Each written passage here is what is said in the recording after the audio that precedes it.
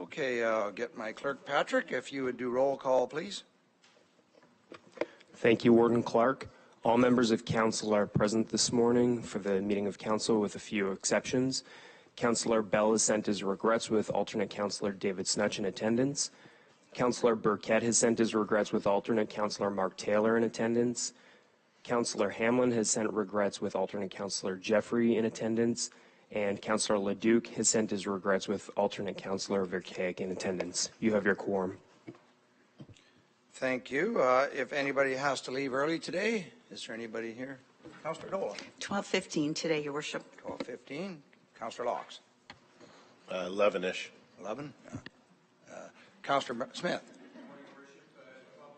12 o'clock. All right. I don't know. I looked at our agenda. Possibly make it. I know governance is on there today, but we'll see if we can get there. So, can I have a motion to approve the agenda, Councillor Dolan? Thank you, Your Worship. Moved by myself and seconded by Councillor Lavoie that the agenda for the October 8th, 2024 meeting of County Council be approved. Everybody's seeing the agenda. Any questions arising from the agenda? If not, all in favor? That is carried. Thank you. Do I have a disclosure of pecuniary interest by any member of council? Please, if you find yourself in that situation later, declare it at that time. Presentations and deputations, we have none, so consent agenda. Deputy Warden, do you have the motion, I believe? Thank you, Your Worship. I have the council communications and proclamations. Yes, sorry. Thank you. Moved by myself, seconded by Councillor Laux, that the council communications and proclamations of September 24th to October 7th, 2024, having been given due consideration, be received. On those proclamations, any questions or comments? All in favor? That is carried. Thank you.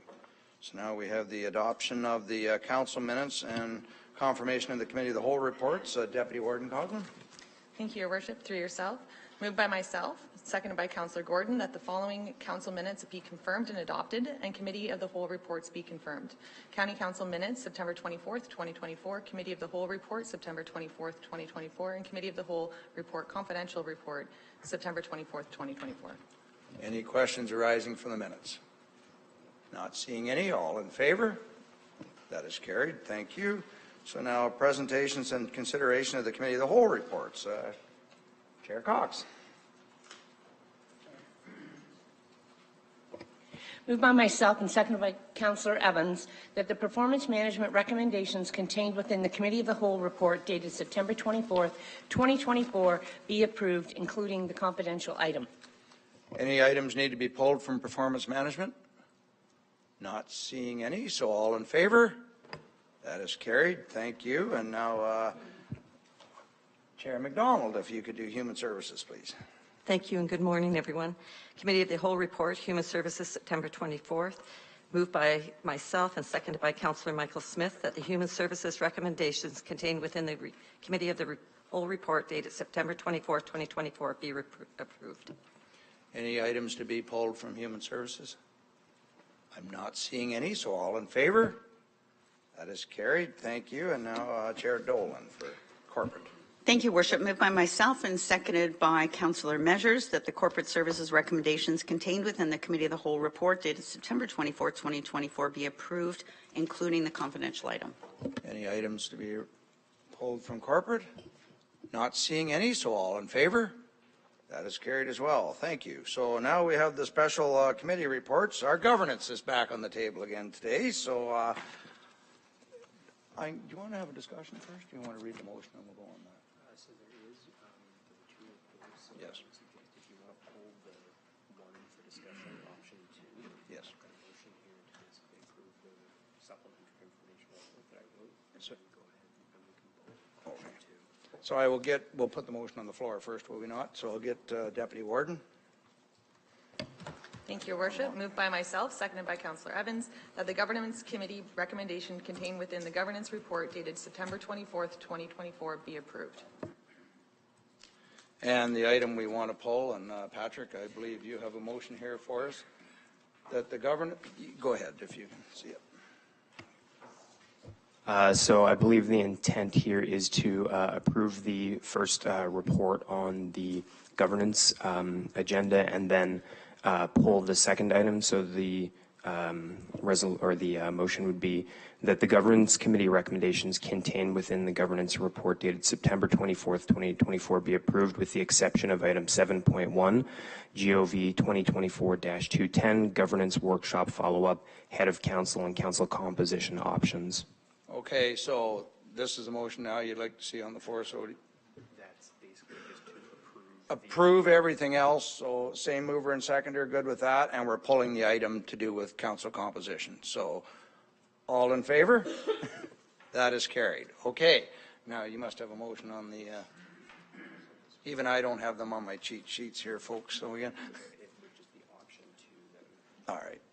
So Deputy Warden, we're looking to move option 2, I think is what we had, we're recommending from the governance committee. We'd have a discussion on that, a vote. If carried, fine. If defeated, then we'd be looking at option 1, I think. So you have a mover and a seconder for option 2. Put it on the floor. Your Worship, yes, myself and Councillor Evans. Okay. So option 2, open for discussion. Councillor Cox. I see our 32-member council as effectively working right now, and I have not had anyone ask me that we are ineffective or tell me that. I don't see the 32 members as status quo, which we talked about for the future. I see it as a full-time warden and a new beginning to continue working together and becoming stronger and supporting each other as our job as politicians continue to grow and change with our fast-paced growth in Simcoe County. I'm against the downsizing of the county council, but I do agree we need a full-time warden. Simcoe County is one of the fastest growing areas in Ontario. Changing demographics, increase in services. Democracy is based on reputation by population, and now we're going to reduce our politicians in half. We are municipal politicians who are the closest to our constituents, and they need to have their votes heard. At this time, the federal government is expanding their number of MPs, and the Ford government has more ministers than ever before. Also, I have seen the steps and improvements in county council over the years I've been here. The council works together for the greater good of Simcoe County, which I'm sure was Terry Geddes who brought that forward. We have become a cohesive group of municipalities that work together across boundaries to provide services to our residents, supported by all councillors and staff. I think I could compare county council and the county councillors, which are ward mayors and deputy mayors, almost to what the ward system is like in my township.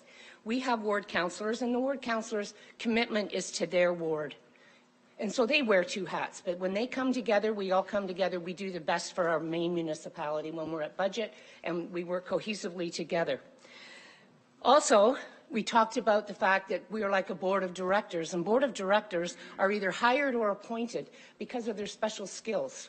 They are specialized in finance, they are specialized in marketing, and we are all specialized in what we do, but it's very good to have 32 people and not downsize to 16.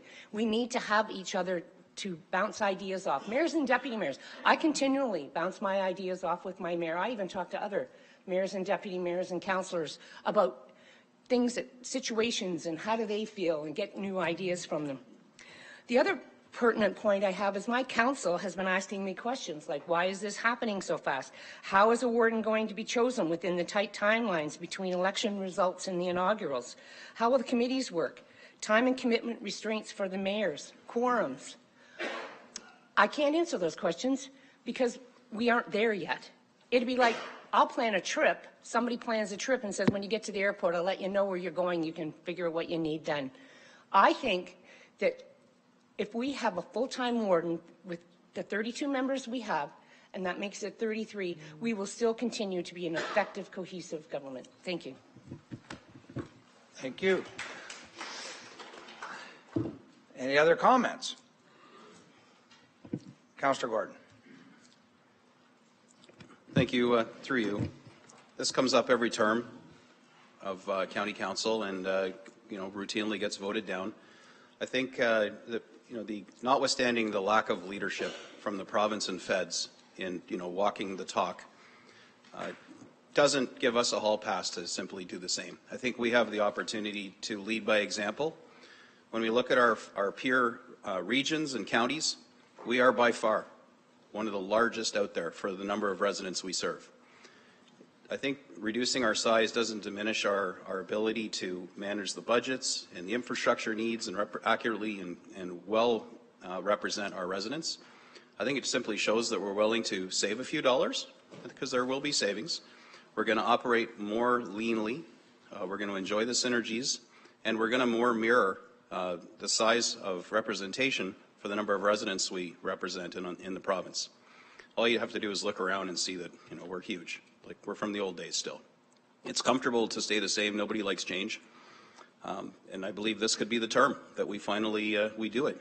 And for those that think that the world will end and the sky will fall, you know, that's just not proven to be the case. And typically that's just our innate reaction, fear of change.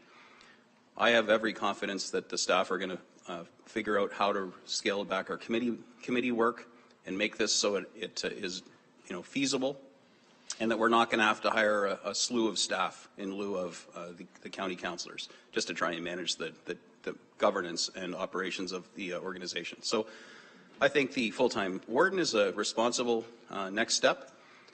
Picking a warden from within our own really makes sense. That's the way it's done in most places. I don't think we really need to turn that into something that's out in the wild. And we accept the fact that we've all been elected for a 4-year term. And if one of us turns out to be a dumpster fire in our municipalities, that's the risk that all residents face in this province. And I'd like to believe that this House, you know, even a smaller House, is not going to elevate someone to the warden's position that we don't have utmost faith in to lead us properly. And it's rare for people to flip and go rogue halfway through their term. So, in short, I do support this downsizing, and I'd encourage my peers to do so. It's being beat up, you know, term after term after term, and I think this is our opportunity to lead by example, provincially and federally, and say, look, we can do this ourselves. You don't need to do it to us, and things are going to work out. Will there be bumps along the way? Of course there will be. It's new. It's change, and that's what we do. We're change agents, and we manage change every day in our municipality. So I do support this option too, and I thank the hard work of the Governance Committee for thoughtfully considering all the options and coming up with this one. I think it's a good balance. Thank you. Any other comments? Councillor Prost. I'm very new to this House. From what I've seen, though, I think it works very well. And instead of repeating everything from Councillor Cox, I agree with everything that you said. And whether I'm here or not, I wouldn't like to see this any smaller. And I do agree. I've been talking and looking at what's happening. And I do think the warden position needs to be full-time. I couldn't imagine doing what the warden does. We're already busy enough in our own towns, right? But I completely agree with Councillor Cox, and I would like to not see this House downsized. Thank you. I had Councillor Fryer. Thank you, Warden, and sorry for my confusion there. You were talking to the rep behind me, and I was confused. So just give me a second. I wanted to start off by saying thank you to the Governance Committee. As many members have dealt with this exercise of reviewing the governance model during a council's term in the past, I can also appreciate that what is being said during these full council discussions is not necessarily new to you. I can't vote on this, though, without asking my standing questions and stating my reasoning. A major reason for this is that I may have to take something back to my municipal council that I didn't support here and discuss it as purely a municipal councillor to decide how I'm going to vote there. And another reason is that although there is this second governance report that is being discussed by only the Governance Committee, there appears to be a requirement for an opportunity to discuss it here because of the outstanding questions that I have based on what I had put in. In regards to the triple majority requirements, essentially as I see it in Report 270, indicates there are many details that need to still be further determined, such as adjustments to the procedural bylaw and possibly what compensation adjustment is expected if workload is essentially doubled on going over to just one rep or the alternate. Which firstly I would like to know if those will be all sorted out by the House before we are required to put it forth to our municipal councillors. I don't know who I addressed that question to, but I'm just looking to see what position we'll be in when we go to our municipal council.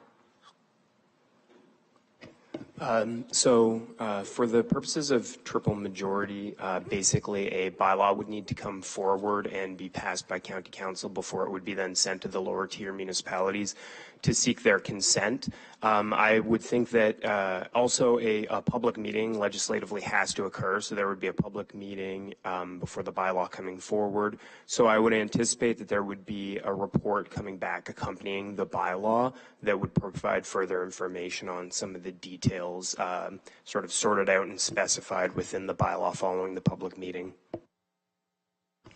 Follow up, if I may, and that explanation is great for right now. The report 270 does address some of what I had submitted, but just for further clarification, as I understand it then, the $270,000 is essentially 15 fewer members at $18,000.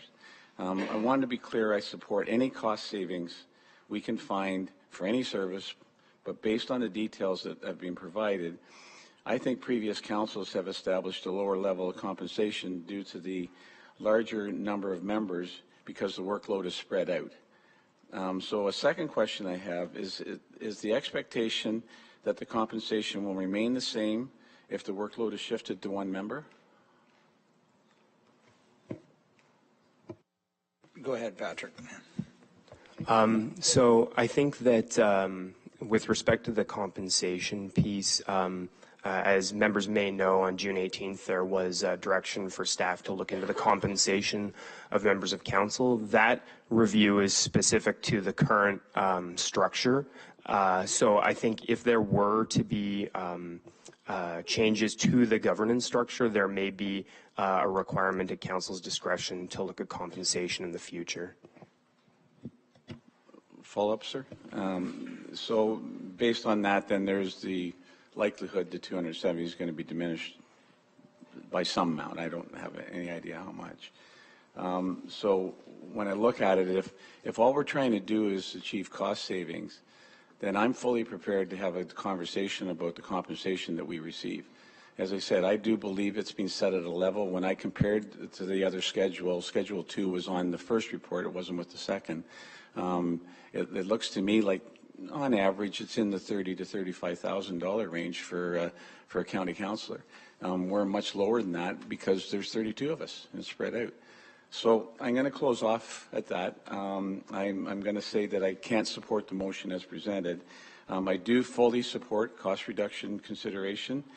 I also support that the outstanding details be further sorted out before we ask our municipal councillors to be approved, and it sounds like that would happen. And I'll just end with, I do realize that there's 32 of us here. That's because there's 16 municipalities. We didn't establish that, the province did. Do I think it's too many for Simcoe County? I do. I don't have an idea what the right number would be, but because Simcoe County is such a large county.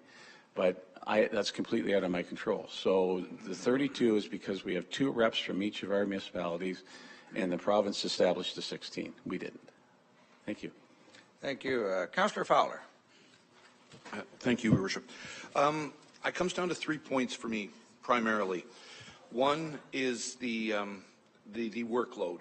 I mean, if we're going to knock our council down by half. We're going to double the workload for every mayor that sits or alternate that sits in this council chambers. So, I mean, we're already booked as is. I've seen how many meetings you yourself attend on top of everything else. And that on top of the mayoral duties that are in place are something that people need to take into account. The second is the aggregate knowledge. You have 16 different communities here with everyone from various backgrounds, and our job is to support the people. Our job is to represent the people. Our job is to speak for the people. And everyone from various backgrounds here can add that extra element that if we cut it in half will be removed, and a perspective that may benefit the county as a whole will be taken off the table. Lastly, the idea of town representation. We have 16 towns, and each one has 2 representatives. So heaven forbid someone misses an event or a meeting, the alternate won't come in with all the knowledge. They won't have the history. They won't have the discussion in the background. You have someone, the mayor and the deputy mayor, for a reason. So if the deputy mayor isn't there, the mayor can carry the weight. If the mayor isn't there, the deputy mayor can carry the weight with the knowledge of the discussions of the previous council meetings. I think this is robbing the people of their representation. Because of that, I can't support it. Thank you. Councillor Corbell. Thank you, Warden. And it just would figure that this thing wants to reboot right now. I apologize. As I spoke previously on the matter when I was campaigning, I specifically did speak about this topic to constituents, asking them about the size of county council. At that time, it was a topical item in the news with the Doug Ford government making reductions to other municipal councils. And what I heard from the constituents is that they thought it was a large council. And at that point in time, I got the feel from them that, in fact, they were supportive of a reduction. Now, I also want to talk about the idea of specialized skills. We are elected, and the constituents that elect us, I guess, look at our pamphlets, listen to what we say, and based on those things, they elect us to the position that we may be seeking. Whereas when you're hiring somebody, you're looking for a specific set of skills, and you hire them based on those skills. And as far as communicating with one another, I totally agree with that, but whether there's 32 or 16 or 17, that communication could certainly still take place. I would also hazard to say that had this council always been 16 with a warden in place, I think it would still be functioning as well as it does today. We don't have alternates at our own municipal councils. However, we do have alternates at county council, and I would suggest that an alternate who is in that position, if they were serious about county council, would be following what was going on and be in a position to step up to the plate when it was needed. If we do go forward with this, and I am supportive of it merely because of my conversations with residents back in 2022, and I also would like to just point out that this is requiring of a triple majority going forward, and we're talking about public consultation. And I know at the last meeting when we discussed this, someone had indicated that the public would be watching, and I would suggest to you that that's no different today. The public will be watching, and they will be watching to see which way members of the House vote. I'm not suggesting that 32 doesn't work. All I'm saying is that I don't see any issue with moving forward and finding out if 17 would work with the triple majority. There's a lot of checks and balances going forward. So I guess what I'm really saying is, what are we afraid of? Are we afraid that 16 and 1 might be what everybody decides they want? Because if that's not what we're afraid of, then I don't understand why you won't support this as a member sitting here to find out what is it that municipal councils and what is it that the public wants. Not necessarily what I want as an individual sitting here in this House. So that's the comment that I wanted to make is I don't have any fear of this, because at the end of the day, it's going to wash out the way the municipalities, this council, and the public think it should. So I will be supporting this motion going forward. Thank you. Okay, thank you. I have Councillor Walker, then McDonald and Dolan. Councillor Walker. Thank you, Your Worship. As was mentioned by one of the other councillors, we've kicked this around for several terms now. I have to agree with all the points raised by Councillor Gordon. The time we've spent on this, we've notwithstanding what has been done before in previous terms, but in this term, most recently, we've had a special meeting. We spent over an hour talking about this topic at the last meeting. It was sent back to governance with the proviso that members had the opportunity to submit questions. I believe there was only 4 or 5 questions that were submitted to the committee. I think with the time that we've spent on this, not only this term, but in previous terms, if there's proof that 32 members is too cumbersome, I think that's it. I haven't heard anything new today that we haven't heard before from either side. And I think we need to respect the work and the decision and the recommendation made by our governance committee to reduce to 16. Thanks, Your Worship. Thank you. Councillor McDonald. Thank you, Warden. First of all, when we went through this in governance, I've looked at it many times, every which way, and yes, most things could be stated that each way could work. So we have 32 members that every one of you bring a different gift. We work very well together, and just for efficiencies, I know that many municipalities have a lot longer meetings that we do with 32 people. We come prepared. We know what we're doing. If we don't, we have staff that helps us be prepared for everything if we choose to go that route and ask them for their expertise. And I hear all the time about the savings. I do not see the savings as maybe others do. I believe that there could be a small savings. At what cost? I don't believe there's any fear from any one of us to do the right thing. It's just a difference of opinion. So I believe that if you're looking for costing, I think that we need a full-time warden. We know that will jump immensely up in cost. We're looking at upping the pay for the remaining 16. So what would that look like to take on those other committees? And we could look and say, well, maybe we could downsize some of these committees. Does that mean that we shouldn't have had them before? I think they work very well and they bring a lot of information. And I also don't believe in the word status quo, and I haven't since we started talking this. If it's status quo, we've just remained silent and did the same thing over and over, which we have not. The other thing that I believe in is I have not heard is anything from the province pushing this at all. But they do push for us, and many of our meetings have stated for the size of our own municipalities, not mentioned so much as the county. I do believe that going forward that a warden does need to be full-time.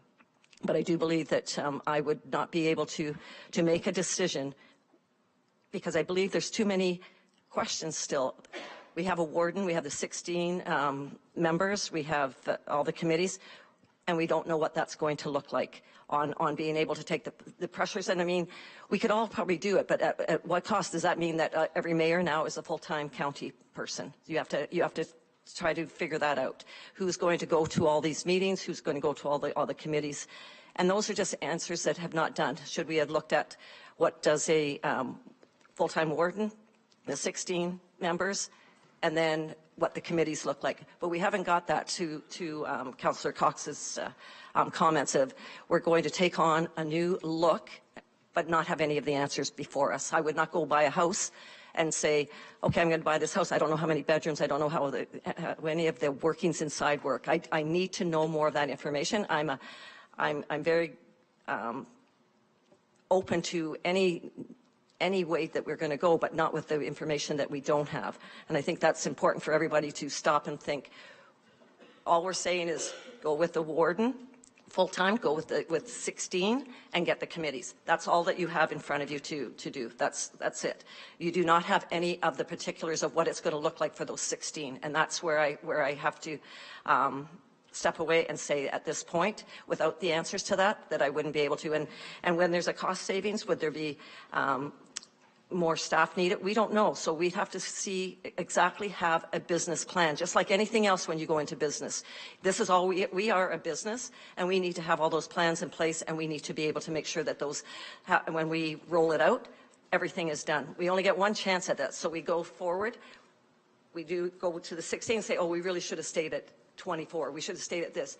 I need to know it's going to be rolled out once and done right. So at this time, I think it's premature for myself. Thank you. Thank you, Councillor. Councillor Dolan. Thank you so much. I don't want to belabor this any more than necessary, but just a couple of comments. So the the idea of compensation is going to come up whether we're 32 or whether we're 16. So I think rather than talking about cost savings, we should be talking about cost containment. Because in the end, we end up with 33 members of council all making more money. To suggest that half people is double the work is a bit of a misnomer, because only one person has to read the agenda as opposed to two. That doesn't mean you have to read the agenda twice because you're only one person. Committees can be structured in such a way as any other committee is done in any other municipality, in Durham, in York, in Wellington County, and we quite often use subject matter experts in our committees. They don't have to be all members of council. We can, on the airport board, on the planning board, we use subject matter experts, members of the public, that come in and help populate those boards. On the accessibility committee too, if I'm not mistaken. We are the largest government, municipal government, in Ontario. And it has been brought to my attention, both lower tier and upper tier, that, work on that. So to have the Minister of Municipal Affairs say, what are you going to do? And we're going to say, okay, we're going to have that conversation. And then go back and say, oh, yeah, instead of 32, we're actually 33 now. We made it bigger. I don't want to have that conversation with him. Therefore, I'm going to request a recorded vote so I can selfishly bring a copy of the vote with me when that subject is brought up. Thank you. Okay, thank you. I've got Councillor Sandhu, Smith, and then Deputy Warden. Go ahead, Raj. Thank you, Warden. The three options before us is full-time warden, 16 members, and then the weighted vote option is left the same way. I'm all in favor of having full-time warden. I think it's the need of the day, and we need to have that. On the second option, if this was making a difference at the ground level by having 16, I would be all in favor of it. I'll be the first one to say deputy mayors, no longer on this county council, just the mayors. But I don't see that difference being made by this. Like Councillor McDonald said, I don't see that, big enough savings to say that we did that. It's almost a wash, if you ask me. If this came back as, okay, we're going to go to 16 members, but the weighted vote is based on population, not on electors, that's something that I can take back to my municipality and say, yes, now we will have truly representation based on our municipality size. We're a growing municipality. We have lots of newcomers. We're 44,000, yet we only get electors voted here based on 27,000. And to me, that's not full representation. So for that, I can't support this the way it's written.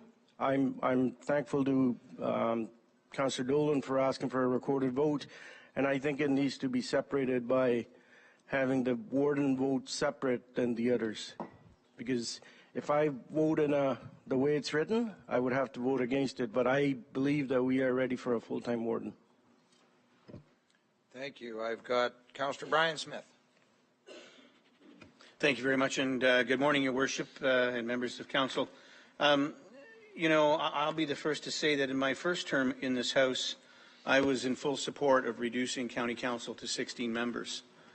But I have a different view this time around, and I have that view because I've had more time, more experience. You've heard me say this before. There's two things we all hate: change in the way things are. And that's exactly why we've batted this around at the last 4 or 5 terms of council, because we all feel that it's our responsibility to look at reducing costs and so on. But I agree with several other members that I'm not so sure that reducing the size of this council will reduce our costs. As a matter of fact, I'm of the opinion that it may very well increase the costs over time. We have a House here of 32 members that is large. I've said to some of my colleagues in many of our debates, how long are we going to beat this horse? Because it's almost ad nauseum sometimes. But what I've learned from that is that we always seem to come to a really great decision.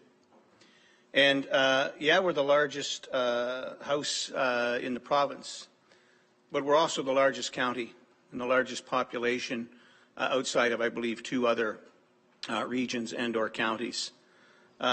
We have 16 municipalities, and the vast majority of those municipalities are growing. Simcoe County is growing at as good or a greater pace than most other counties and or regions. And we have a responsibility to our citizens with a budget of almost $1 billion. We'll soon be over that, I'm sure, to make sure that we are working cohesively for the greater good. I don't think weighted votes make a difference. I think at the end of the day, we're 16 municipalities that should be all working in the same direction to make the county the best it can be, because each citizen in each of our municipalities benefits from that. And I have watched this county over the years do some great work. And even though there's been times I haven't agreed, I've learned that in the end it was probably the right decision. And so I am in full support of 32 members of council and a full-time warden. I know how difficult and how onerous the hours are on the mayors that sit in this house. It's a busy job. It's not acknowledged as such for the most part, but it is. I'm not complaining. I'm just stating a fact. And I know that with all I have going on in my municipality and many others in this house as well, and then we get 1,000 pages of county council, that is, it's a lot.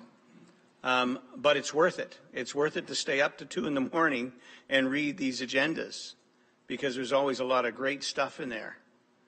Our paramedic services are second to none because the county is running it. Our health services are second to none because the county is running that. Our social services, our roads. I can't think of anything that's in any disrepair or that needs any great amount of work to improve, because the county does a great job at that. And that comes from the direction of the people sitting in this house. And the thing I like most about 2 members per municipality today is it does give way and some slack, if you will, for lack of a better term, to each member representing should something come up that they're going to be too busy to attend county council, or they're not going to be able to necessarily fulfill an obligation to the county. There is another member. And the fact that we have alternates is also, I think, a plus. So, I don't think this should ever be about saving a few dollars, because in the grand scheme of things, on $1 billion budget, it's very, very minute. I don't know if Trevor has figured out what that is, but I would say it's probably 1/10 or 2/10 of 1% that might be saved. And I would say if we have to hire full-time employees to make up for that, at the cost of a county councillor, 1 full-time employee today covers about 5 of us, maybe more. So I'm not so sure that there's going to be this great drastic savings. But what I do know is that when we take 16 members away from this house, we take 16 heads with knowledge and brains and the desire to do for the greater good. And so I would say that I'm in full support of staying at 33 with alternates and a full-time warden. Your Worship, I have no idea how you do what you do, or any warden before you, because it's a big job. And mayors today, the job of being mayor and deputy mayor is a big job if you're working at it. And I have no doubt that everyone in this house is working the best and the hardest they can for our municipalities respectively. Those are my comments. Thank you. Thank you, Councillor. Deputy Warden Coghlan. Thank you, Your Worship.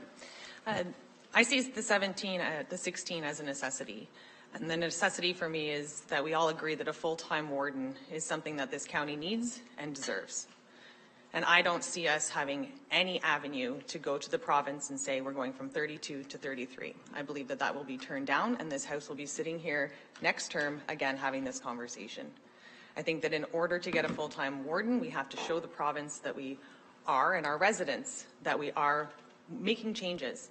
I agree that the committee will need to be looked at, but I think too that in previous terms, we didn't have the ability to be virtual. We didn't have the ability to do county work from our municipal offices. We have that now. The world that we are serving has changed, and this county council composition has not. And I think that we need to step into today, and we need to be mindful of our residents. Our residents, this is not a cost savings initiative for me. This is being reflective of residents see it as it's too cumbersome. There's blood at the county level. So to me, this is being respectful of what our residents are asking from us and doing everything we can to ensure that this House puts a full-time warden. Thank you. Thank you. I have Councillor Anderson. Thank you, Your Worship. I just wanted to comment on a couple items here. First of all, I agree with a lot of the comments here today. There's really no reason to change just for the sake of change. There hasn't been a strong case put forward as to how the county would operate, how it would look. And until that comes forward, I can't support a reduction. And I'm also just looking at the schedule here that was provided to the Governance Committee for all the comparable counties and regions, and none of them have less than a member for each municipality. We are comparable to each and every one of them on there.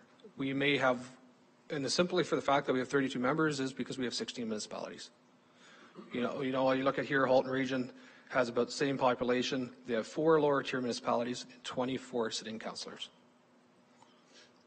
We have 16 municipalities, we have 32. So we are comparable, and I think if the province does want to look at our size, then they're going to have to look at the other 12 to 16 that are on the sheet of paper as well. Because for what we have in the population that is in our county, we are comparable. We have enough members representing the public, and I feel that's a very good comparison to see this document to say we are where we need to be, because we have 2 members per each lower tier municipality sitting at the county of Simcoe representing the public. Thank you. Thank you. Councillor Lavoie. Yes, thank you very much for the opportunity to speak to this matter. You know, I'm new as well. I do watch the deliberations here. I don't speak often, but I do think it's very important that we maintain the current structure except for the warden position. I do believe that the warden's position should be full-time. I don't think we've explored necessarily the manner in which it would become full-time or whether that party would be an elector from this House. So I do think that needs to be explored more fully to understand the implications behind that. I don't see the cost savings. I have to say that, you know, having 2 people to go back to our own councils and to be able to express what they heard at this council is extremely important. I think we're going to save 1/2 of 1/1000th of a percent by cutting this House in half. And I see no benefit put forth here to demonstrate that this would be something beneficial to the residents of the county. So I absolutely support a full-time warden. I can't support the halving of the size of this House based on my current experience. So thank you very much. Thank you, Councillor. Councillor McKellen. And let me get around the House once. Yeah. Thank you, Warden. I'll make this very quick. I very much agree with what Chair Dolan and Deputy Warden have said. I believe we do need to update our system here and that we are one of the largest councils in Ontario. This isn't a cost-saving exercise for me at all. I do believe that a full-time warden would be beneficial, but I'm not prepared to go to a 33-member council. Those are my comments. Thank you. Thank you. I've got Councillor Van Stavern. Thank you very much, Your Worship. Being new to council this term, obviously I've had my eyes opened on how this council works versus councils within our own community. We wear, as mentioned earlier, we wear two hats here. One is to represent our community and one is to represent the county. And we have to do a balancing act to achieve that. We were at council last night, and we don't say the mayor is going to county council tomorrow. We say we are going to county council, the deputy mayor and the mayor. The important thing I look at in the ability to govern effectively is to talk within your own community. And what I mean by that is we're very lucky in our community. I can sit and talk with the mayor on issues of county council. And what that gives us is different perspectives. If I just kept my own perspective, I wouldn't agree with everything here, but I've had my decisions swayed by discussion. And that's very effective in governance. And I think that's very important. That we recognize the teamwork that goes on here, whether it be with your co-politician or within the community. The other comment I want to speak to is council work. Each of us take on a project that is sort of unique to us. And these projects take more time than both people realize. I use the example, I'm on the Ag Advisory Committee. We're working on some projects right now. It takes time to work on these projects. We don't ask as politicians to be compensated. We just work on them for the good of our community. And I think that's very important. So with my conscience, my concerns, I like the way it is. And I won't disagree with the idea of a full-time warden, but I don't think the people have the time to do the work that's really required to be effective. Thank you. Okay, we've been around, had a great discussion. All right, and then I'm trying to get everybody once before I go around again. Councillor Measures, go ahead. Thank you very much, Your Worship. This has been a very enlightening and fulsome discussion by our members of this House. I know this is now our second round of having a look at this in this term, and I do want to commend everyone for taking their time to be very thoughtful and considerate of what the issues really are here. If you recall, the last time I had the opportunity to speak about this, I was concerned about what the public feel, and I still stand by this because I have, the last 2 weeks, had an opportunity to discuss this with other citizens and people who are considered, knowledgeable community members in our own community, and I've asked them questions about it, and they don't see any problem with what we're doing here at the county. They typically go back to conversations about waste management, snow plowing, that kind of stuff. That's the kind of conversation that people recognize, or at least the electorate recognize. And so this discussion, we can have it every single term, or we can, as was pointed out by Councillor Gordon, we can ask for leadership from the province on it. So I'm of the opinion that, Your Worship, we have had a good discussion here, and I would like a little clarity on the vote that is now being proposed. I know we have a recorded motion being suggested, and I believe there was a request to have a separate vote on the warden. So I'd like a little bit of clarity on that so we can get on with this, and I'll be the first to say let's call the vote. Okay. For the clarity, and you can correct me if I'm wrong, Patrick, we're voting on the 17 right now, which is 16 members plus a warden. If defeated, the next option on the table will be option 1, which is, I would look for a mover in a second, which would be 32 members plus a full-time warden.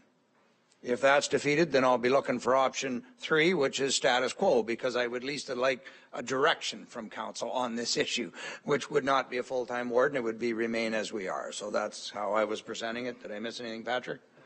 All right. We can speak to the recorded vote if you want on that one, or you okay, Doug?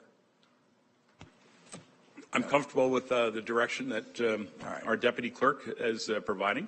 I just wanted to understand if we were in fact removing the comment about the full-time warden from the discussion or from the recommendation. No, we'll do them as 2 motions, because a full-time warden means 33 or Understood. 17. So that's why it's presented this way. Sorry, Councillor, I know your first name is Ben. I don't know your last name. Sorry, it's Ben Verkijk, Bradford, West Gorenbury. Go ahead. I think I'd rather have my municipality represented by 2 people versus 1 because they can bring different voices to the table. And just to throw this out there, why does it have to be the mayor? Why not? Mayors are busy representing their town. So if you're going to go to 16, maybe it should be deputy mayors / regional councillors that are voted in. But anyways, I'd prefer to have 2 people. That was discussed. We would default to the mayor, but there's also alternates, and there's nothing saying the alternate can't attend 99% of the time. So that choice was left at the municipal level, but the motion defaults to a mayor is how we present it. So we've been around the table once. I don't know if there's need to go around. Unless somebody's got a new comment, I would like to call the vote. Do you have something quick, Councillor Fryer? Thank you, Warden. And just a clarification, since it's a recorded vote, it's a weighted vote? Yes. We're in council. Recorded votes are weighted votes. Yes. That concerns me, but I realize there's nothing I can do about that. Okay. If there's no new comments, then recorded vote was requested by Councillor Dolan. I'll turn it in your hands, Patrick. Thank you very much, Warden Clark. So just to be clear, the motion currently on the floor is that item GOV 2024-210 dated August 27th, 2024 regarding governance workshop follow-up, head of council and council composition options be received, and that council support option 2 to pursue a full-time warden and a 17-member council, and that staff prepare and issue public notice of council's intention to pass a bylaw to change the composition of county council, and that staff schedule a public meeting for council to consider a draft bylaw, to change the composition of county council, and that the notice also be provided to the Minister of Municipal Affairs and Housing in the form of a letter from the warden. So a recorded vote has been requested, which is also a weighted vote, beginning with the member who requested it. So I'll begin with Councillor Dolan. If you could please indicate if you're in favor or opposed. In favor. Councillor Evans. In favor. Councillor Fowler. Against. Councillor Fryer. Opposed. Councillor Gordon. In favor. Councillor Greenlaw. Opposed. Alternate Councillor Jeffrey. Opposed. Councillor Laux. Opposed. Councillor LaRose. Councillor Lavoie. Opposed. Alternate Councillor Verkaik. Opposed. Councillor McDonald. Councillor McClellan. In favor. Councillor Measures. Opposed. Councillor Miskimans. In favor. Councillor Norcross. In favor. In favor. Councillor Norris. In favor. Councillor Prost. Opposed. Councillor Rawson. Opposed. Councillor Sandhu. Opposed. Councillor Brian Smith. Opposed. Councillor Michael Smith. Opposed. Councillor Snell. Councillor Van Staveren. Opposed. Councillor Walker. In favor. Councillor Anderson. Opposed. Alternate Councillor Snutch. In favor. Alternate Councillor Taylor. Opposed. Councillor Cabral. In favor. Deputy Warden Coughlin. In favor. Councillor Cox. Opposed. And Warden Clark. In favor. If you'll give me one moment here to tabulate.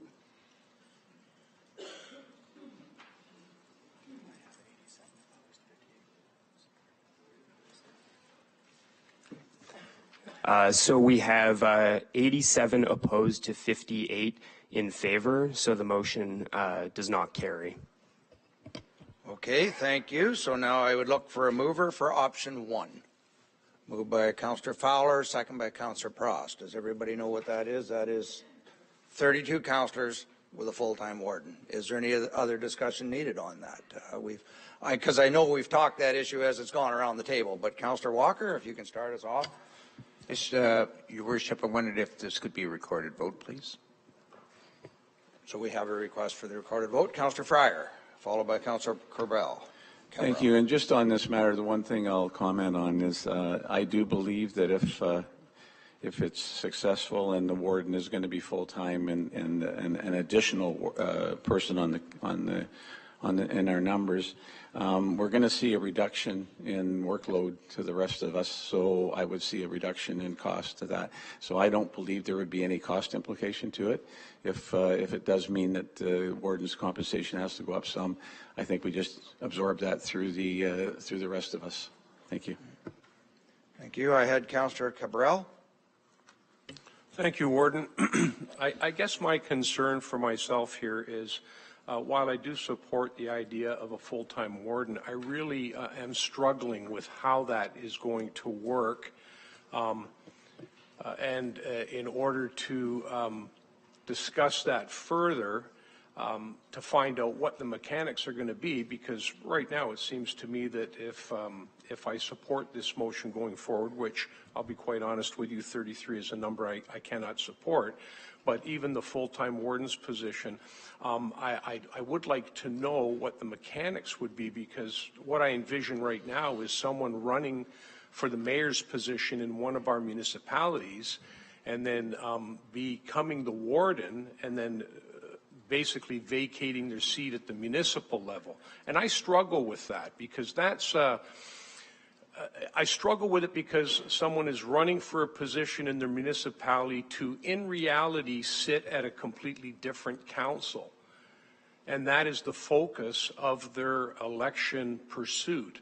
So I need to know what the mechanics are going to be in order to, because that seems quite costly to me for the folks that are going to be in that municipality, because there will have to be another election. So I really struggle because I don't feel I could, even if it was the other way around, that might still have been a question that I would have had with respect to the full-time warden's position. So I don't know about other members of the House, but that is a question that is weighing very heavily on my mind on how it would actually work for a full-time warden when I look at those specifics and the mechanics behind how a person would become the full-time warden, seeing that they would have to run for a mayoral position in one of the membership municipalities. So I can actually answer that, because this is something that was discussed even when we did our open house, that no, we are not going to pay for a by-election at the local level, because that's what would be forced. It would be like Muskoka, where the 32 councillors would come here, there'd be an interview process. We will set some terms of reference, what you're looking for in a warden. Now, it can be any electorate can put their name in, but there'll be a terms of reference there for the House to look at, what you're looking for in a warden, and you would be appointing somebody in that fashion. And whether or not they even have voting powers is something that can still be discussed going forward, whether the warden doesn't even have a vote. They're just here to represent the House. That could still for discussion. The reason the decision today is what we require a triple majority for. You don't need a triple majority to have a full-time warden, but we need it because you're adding one more member to the council. So that's why this has to go to the triple majority as well to have a full-time warden, because you're now going to 33, and that will require the triple majority. Am I correct, Patrick? And yeah, thank you, Warden Clark. That's correct. So any change to the composition triggers the triple majority. So if you move to a 33-member council with a full-time warden, that would trigger the requirement for triple majority. Yeah, as well. Warden, just a follow up. Go ahead. Follow on that. Yeah, I just and please correct me if I'm wrong, but those specifics you just spoke about with the way that the I might have been confused, and maybe I am. It's a possibility. I am getting older. However, having said that, is that what we voted on at the last one? Was that something that was actually voted on, or is that just something that we're looking at doing after this vote is passed? On how we're getting the warden? After the workshop. That's what's in the report. It would be somebody elected at large because we gathered the information and looked at those options. Thank you. Any other? I thought I saw some hands. I've got Councillor Gordon and Councillor Cox.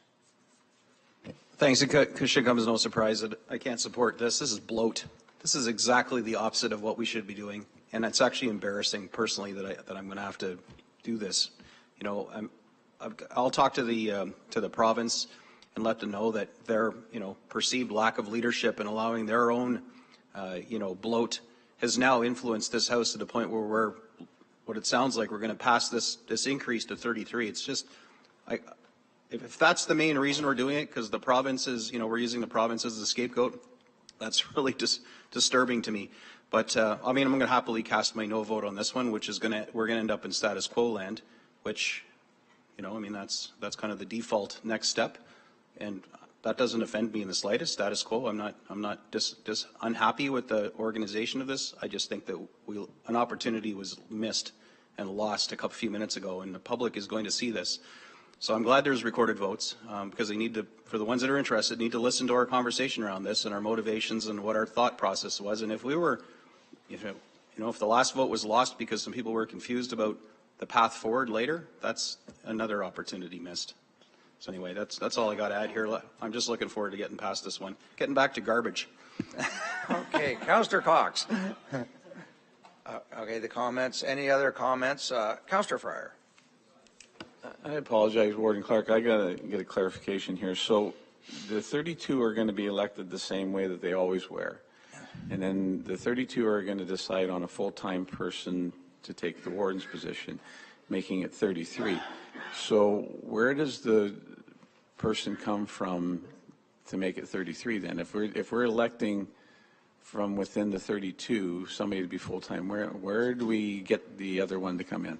The reason we didn't go with the 32 is because a full-time warden means you're not splitting your loyalties with a local municipality. It's not about the workload as much as it's your loyalties and your focus on who you're here to serve. And I think we all agree we want a full-time warden to represent this House and not any one particular splitting your loyalties with any one particular municipality.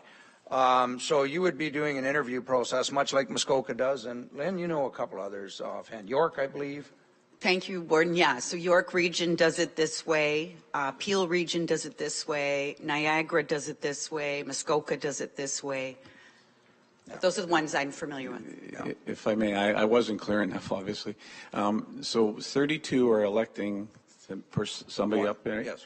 So doesn't that just stay at 32 then if we're moving the full-time? Where does the other person come from to make it 33? Patrick, go ahead. So in the report, option 1 includes the 32 members elected as they are currently with the mayors and deputy mayors. The 33rd member would be one additional member of council who would be appointed as a warden by obviously members of council. So they would be appointed effectively by council. That individual would have to be eligible, they would have to be an eligible elector, so effectively a resident of the county in compliance with the Municipal Elections Act. So that's where the 33rd member is coming from in this option.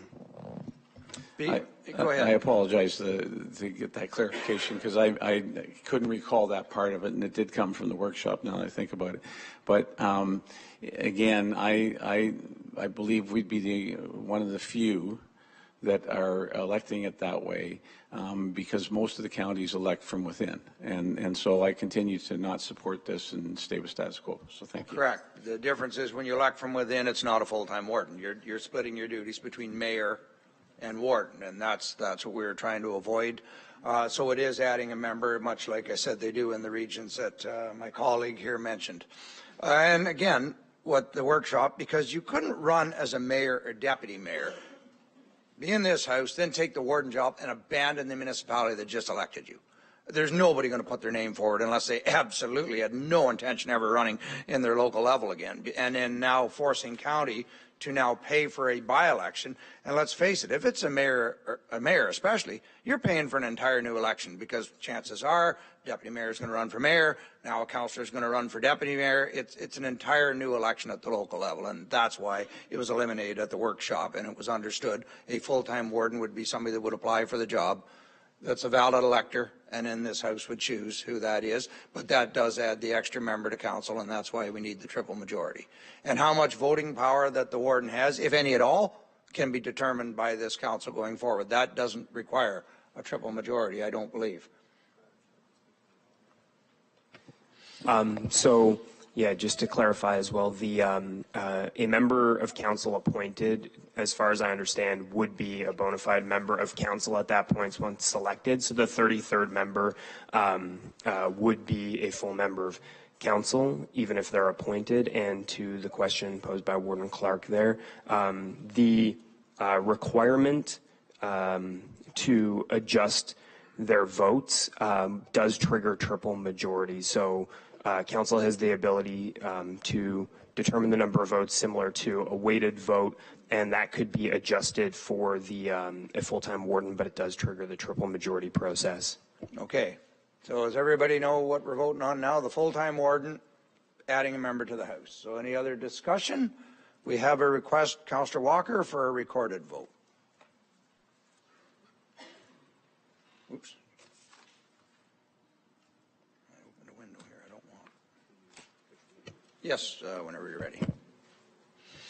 Thank you very much, Warden Clark. So just for clarification, the motion is that item GOV 2024-210 dated August 27th, 2024 regarding governance workshop follow-up, head of council and council composition options be received, and that council support option 1 to pursue a full-time warden 33-member council, and that staff prepare and issue public notice of council's intention to pass a bylaw to change the composition of county council, and that staff schedule a public meeting for council to consider a draft bylaw to change the composition of county council, and that notice also be provided to the Minister of Municipal Affairs and Housing in the form of a letter from the warden.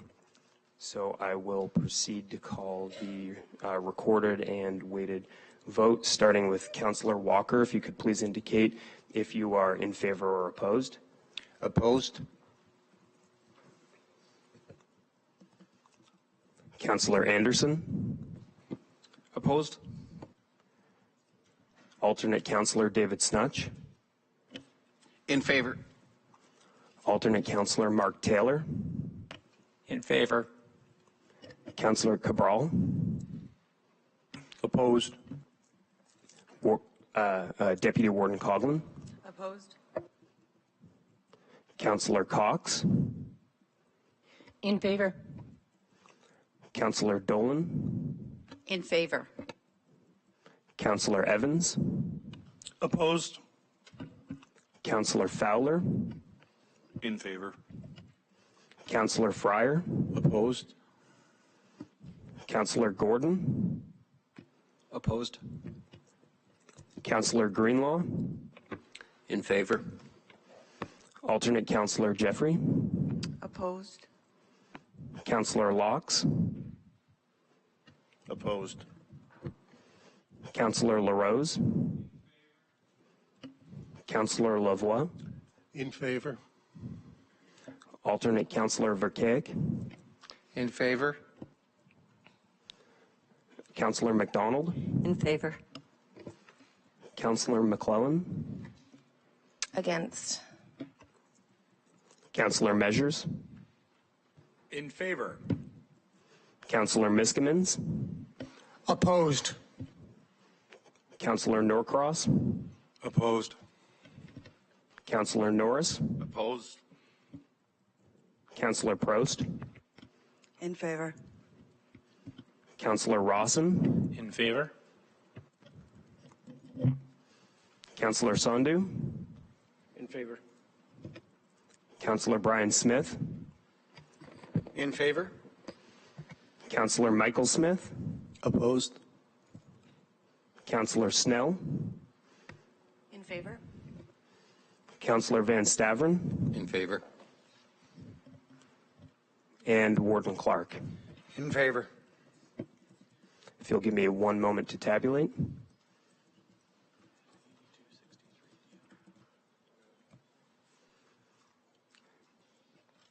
So the vote is 82 in favor and 63 opposed, so the motion carries.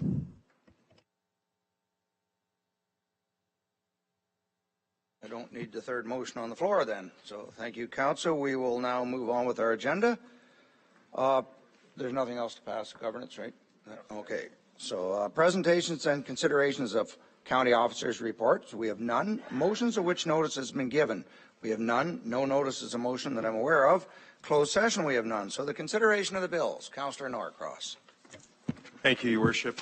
Through you, of course, moved myself, second by Councillor Rawson. That bills number 7092-24, 7093-24, 7094-24, 7095-24, and 7096-24 be enacted as bylaws of the County of Simcoe. Thank you. A lot of bylaws there. Any questions recurring on the bylaws? Not seeing any, so all in favor? That is carried. I do have quite a few announcements. Just a reminder that nomination process for the midterm election of warden, deputy warden will occur October 22nd, meeting of council. Nominations will be taken on that day. Also, as a reminder, earlier in September, the Clerk's Department set out a midterm inaugural nomination and elections guide, which provides information on the nomination process for the positions of warden and deputy warden. Further, it outlines the election process for the warden, deputy warden, and the business section chairs and vice chairs about the midterm inaugural meeting. And after County Council meeting today, and before we start the Committee of the Whole, we're hosting a celebration to mark the final milestone in the Gift to Lift Access Bus fundraising campaign. This campaign began in 2019 with the aim of raising funds to purchase an accessible bus for each of County's 4 long-term care and senior services homes. With the support of generous donors and the work of our dedicated staff, we have surpassed our goals. And welcome council, staff, and media to join us to celebrate and to say thank you for everyone who contributed to this campaign. The Gift to Lift event will include county council photo op. We all love getting our pictures taken, right? So the event will also feature another accessible transportation option. These are the bikes used as part of the Simcoe Cycling Without Age programs at all of the 4 long-term care and senior services sites. We also have a brief video that will play just prior to going out to the entrance here. And also, the Duncan Green Arboretum Awards will commence at 2 p.m. today for anybody that can stick around. These awards were created in 1998 as a way to honor Duncan Green. Well, first, they're named after Duncan Green, who was county's first official CAO, and the name is recognized for the hard-working commitment of all staff, both here now and that are working presently or retired, that have contributed to making this the great county it is. This place is run by staff. We may make the decision, but they're the folks that really make county shine, and we heard it said today, our services are second to none, and it's thanks to people like the folks we're going to recognize today. And County Council also held its annual Employee Services Recognition Banquet Saturday, September the 28th, where we recognized a lot of our long-standing staff members, including one that was 45 years. She's worked for Simcoe County and is continuing. She wasn't on the retirement list. So these are valued employees that contribute a lot to this township.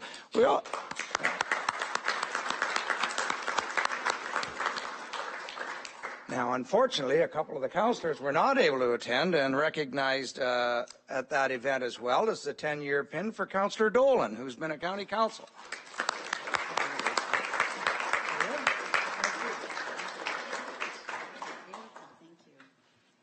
You want to say anything, Lynn? Thank you very much. 10 years in this house went very, very quickly. I'm 30 years at my local council at the end of this year, so very much appreciated my time here. Thank you. I did not think you could get on council when you were 12, but that is the way it is. Also, Councillor Leduc, who of course unfortunately isn't here today, is getting his 10-year pin, which I'll present to him at a future meeting, and our thoughts go out to him as his father Hector has passed away. So is there any other announcements? Councillor Gordon. Thank you. Through you, aside from the the happy Thanksgiving that I'm sure most of us or all of us are going to be wishing our communities, I'd like to also send out warm wishes to our Indian community, our Hindu community, Southeast Asians, which we have a large contingent in our area and throughout Simcoe County. Wishing them a very happy Navratri. There's 9 days of celebrations leading right up to the weekend, and just wanted to recognize them in this house. Okay, any other announcements? Councillor Cox. On October the 18th, it's a Friday night, Coldwater has its annual Witches Walk with all kinds of scary things going on and costume contests and lots of vendors. So anybody who would like to join us from 5 to 9 on the Friday night. And then on Saturday, we have what we call Trick or Treat on Main Street, which is an event with the street closed for children, and they come in their costumes and they do a costume parade, and there's games for them, and they get free hot dogs, and they go to store to get their candies. We started that tradition because we had at the beginning it was a women's night. Now we just don't call it that anymore. But anyway, so we had people who wanted to bring their children. We said, okay, we'll have one the next day for the children. So anyway, there's 2 wonderful things going on the weekend of the October 18th and 19th. Thank you. Okay, another Councillor Brian Smith. Thank you very much, Your Worship. This Saturday, October the 12th, from 10 a.m. to 6 p.m. at the Recplex in Wasaga Beach, we'll be having our annual Hootenanny. Great event for the whole family and the kids, face painting, jumpy castles, and all that kind of neat stuff. So if you've got nothing better to do, come on over to Wasaga Beach to the Recplex from 10 till 4 and enjoy the Hootenanny. Okay, any other announcement? Deputy Warden. Thank you, Worship. This Friday and Saturday is the Elmvale Fall Fair. Don't forget about that when you're figuring out how you're going to spend your Thanksgiving. Please do come and join us. It kicks off on Friday at 11 o'clock with a parade. We're very excited. Last year was the first year that we had all the schools in Springwater Township participate, and we had over 2,000 kids marching in our parade. So it's quite spectacular. The energy is amazing, and yes, happy Thanksgiving to everyone. So that's 11 p.m., right? Because you wouldn't take the kids out of school, That's would you? the second parade. Yes, it's an unofficial PA day in Springwater. Okay, so it's 11 a.m. No, it's actually quite really great. Our local municipality has actually contributed with the cost of busing going up, so we use some of our golf funds to make sure that all the kids from all the schools have the ability to participate, and it's a really special event to have everyone from across Springwater come together. Good for you. Any other announcements? Councillor Dolan. Thank you, Your Worship. On your behalf, the Deputy Warden and I attended on Friday the Simcoe County Forest to honor and thank Keith and Ruth Sinclair, long time residents of Innisfil, who have graciously donated 17 hectares that will become part of the Simcoe County Forest program. It'll be called Montclair Woods, after the name of the Sinclair farm that has stood there for generations. We couldn't call it the Sinclair Tract because his father actually already donated many years ago to the Sinclair Tract. So just an absolutely lovely couple, and it was a beautiful day, and very much appreciate their generosity. And I know residents from all over Simcoe County will enjoy this property. It will be open to the public once parking and adequate access are established. Thank you. Thank you, and just an outstanding family. Like I said, this isn't their, like Lynn said, this isn't their first donation either. So, and we have just a phenomenal forestry system, and thanks to people like this that care enough about the environment and the county to donate land. Deputy Warden. Thank you, Worship. And I just wanted to add on to the recognition awards for the county. I just wanted to thank, CEO Aiken and our general managers, the team, being at that event. And if anybody has an opportunity to attend, please do, because seeing the intimate, and I know it sounds, we're in a business and you're not supposed to have that, but the respect that our senior team has for every single position. And I will tell you, it doesn't matter what that cog you are in our wheel. It doesn't matter what you or how you contribute to this county. You were respected, and you felt that, the genuine of that, and there was families there celebrating their service. So thank you so much for the respect level that you give our employees, because I do think that that's what keeps people here. People want to be appreciated, and you definitely, as a team, had shown that. So thank you very much for that. The sheer number of employees that are 20 and 25 years is just phenomenal. It shows that it's a great atmosphere to work in, and we got to thank our CAO for that. So, any other announcements? Okay, then I'll get them. We'll play the video here, and then we'll adjourn our meeting and then head out to the front entrance.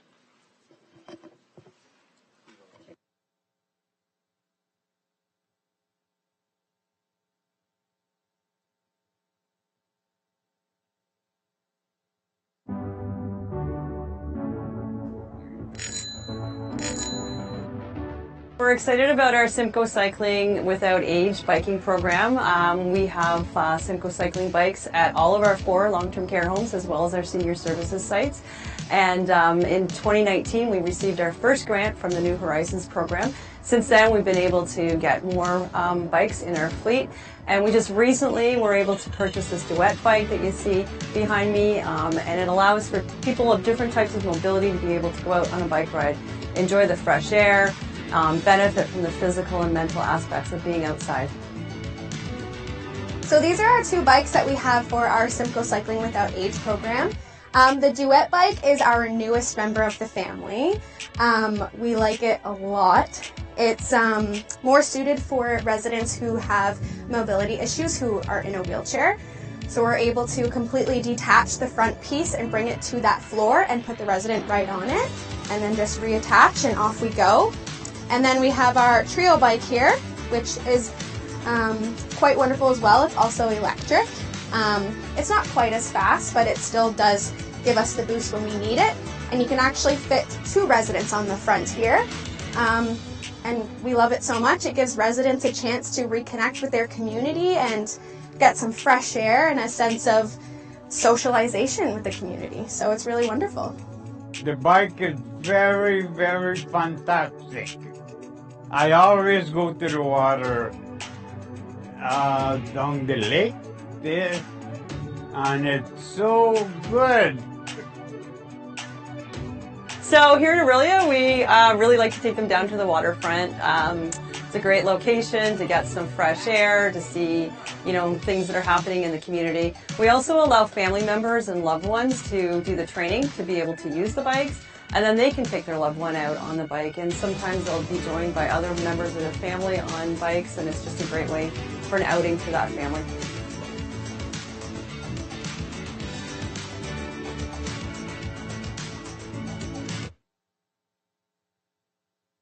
It's an outstanding product, isn't it? It's been very, very well received, as you can see in the video. It makes a lot of folks smile. So I'll look for the confirmatory bylaw before we head out to our lobby. Thanks, Your Worship. Through you, of course, moved by myself, second by Councillor Snell, that bill number 7097-24 be enacted as a bylaw of the County of Simcoe. Thank you. Everybody's heard the motion. All in favor?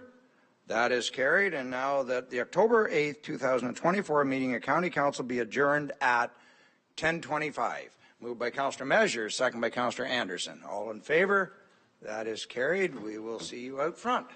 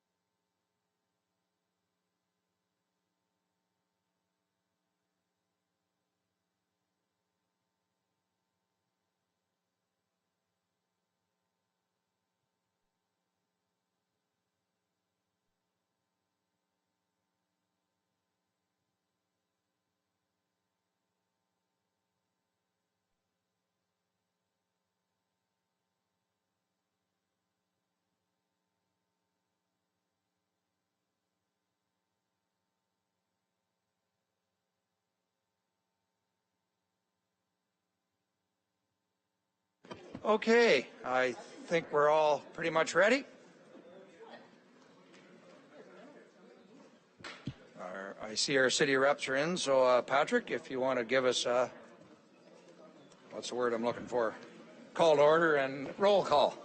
Thank you, Warden Clark. So we'll now. So with us currently, we have all members of council present again, with a few exceptions. So Councillor Bell has sent regrets with alternate Councillor David Snutch in attendance. Councillor Burkett has sent regrets with alternate Councillor Mark Taylor in attendance. Councillor Hamlin has sent regrets with alternate Councillor Kathy Jeffrey in attendance. And Councillor Leduc has sent regrets with alternate Councillor Verkaik in attendance. And for our city reps, Aurelia Councillor Durnford is absent. Aurelia Councillor Follis is present. Barry Councillor Hamilton is absent. Aurelia Mayor McIsaac is present. Councillor Nagusi is present. Barry Mayor Nuttall is absent. And Councillor Riema is present. You have your quorum. Okay, thank you. So I'll look for approval of the agenda. Councillor Dolan. Thank you, Your Worship. Moved by myself and seconded by Councillor Walker that the agenda for October the 8th, 2024 meeting of Committee of the Whole be approved. Any questions arising from the agenda? Not seeing any, so all in favor? That is carried. Thank you. Is there a disclosure of pecuniary interest for any member of council? Again, if you find yourself in that situation later, please declare it at that time. Presentations and delegations for all sections, we have none. So then I will appoint Chair McDonald to chair Human Services. Sandy? Thank you, Warden. So we have the consent. Okay, so can I ask it be moved by Councillor Thallis and seconded by Councillor Anderson that the following consent items have been given due consideration. 5.1 CCW to 2024-278 Age-Friendly Wellness Program Grant. Does anyone wish to speak to this? Seeing none, all in favor? And that is carried. Thank you. Okay. Go down to 6.1 is CCW 2024-261 YMCA of Simcoe Muskoka 2024 capital funding request. Can I ask this be moved by Councillor Laux and seconded by Mayor McIsaac? That the item CCW 2024-261 dated October 8, 2024 regarding YMCA of Simcoe Muskoka 2024 capital fund request be received, and that staff be directed to prepare an agreement in relation to the YMCA request necessary for 2025 capital funding approved by Council as outlined within item CCW 2024-261, and it's a subject to deliberation in affirmative. The Warden and the County Clerk be authorized to execute all agreements and documents necessary to carry out the YMCA request outlined in this report and any of its components. Does anyone wish to speak to this? Councillor Gordon. Thanks. Only to call out the amazing work the YMCA does in our municipalities. It was only a few years ago when it looked, like it was terrifying that the thought they were closing down and may not reopen, and all those services have vaporized. So our continued support and their expansion of their services and maintaining what they already have are super valuable to our municipalities. I know that our local one that is serving North Simcoe, it's destined for major capital upgrades and a new building in the next, we'll call it 10 years. And we need to continually look and foster for public-private partnership relations. I've even floated the concept that maybe they look at merging into our sports and rec center, which is just literally a ball's throw away from their facility, and maybe adding on a pool. So I think continuing supporting the YMCA and all the good work they do, and also looking for opportunities to synergistically bring them into our municipalities wherever and welcome them it's a strong foundation for our community services. So basically just a shout out to YMCA and the good work they're doing, and the funding is not insignificant, clearly, but without it, our community would be far worse off. Thank you very much for those good comments, Councillor Gordon. Councillor Rawson. Thank you. I have a couple questions and then I'll follow up if I can. So this is a request for $2.5 million in addition due to construction inflationary increases. So I guess my first question is, I recall back to the presentation earlier in the spring about the City of Barrie's contribution. So I'd like to know, what does that look like to this point? I think at that time there was a land dollar lease, I'd like to know more about that. And in addition to that, it talks about 29.9 million has been provided by the province. I'm wondering if there's been an ask to the province for an increased amount due to inflationary measures. And then I have a follow-up if we have an answer to those. Okay. GM Baguette. Through the chair, thank you for the question, Councillor Rawson. So at the writing of this report, the current contribution from the City of Barrie that's been affirmed is the land lease, the long-term land lease that's mentioned in the report, a 50-year land lease at a very low cost. Since then, and since the presentation, the YMCA has applied for a grant for capital investment, and I believe that grant gets at 2.5 million from the City of Barrie, and that gets affirmed or could be affirmed on their next, I think, cycle of council. I think that's December 23rd is when. So that would be a new contribution to the same project. And sorry for the second part of your question about the provincial applications. I do know the YMCA has been in constant contact with the province on the amount that was originally granted versus the escalating costs that have happened in the last 5 years since the project's original initiative. So, and I know that they're here in the galley if there's a specific update to that. I do know that they're in conversation, but I'm not sure if there's anything that's come out from that. Thank you, Philip, if I may. So if I continue off on Councillor Gordon's comment, you know, every community in Simcoe County has recreational needs and supportive and the programming that the YMCA puts forth. This council in 2019 provided $2.5 million, and we're looking at an inflationary increase of another 2.5. I'm wondering how many households and residents of the county of Simcoe are truly going to benefit from this. I would imagine anywhere from Bradford to Collingwood to Orillia to Midland has a need for a capital requirement such as this. And I'm wondering if that's been a consideration during this process as opposed to this ask from the Y here.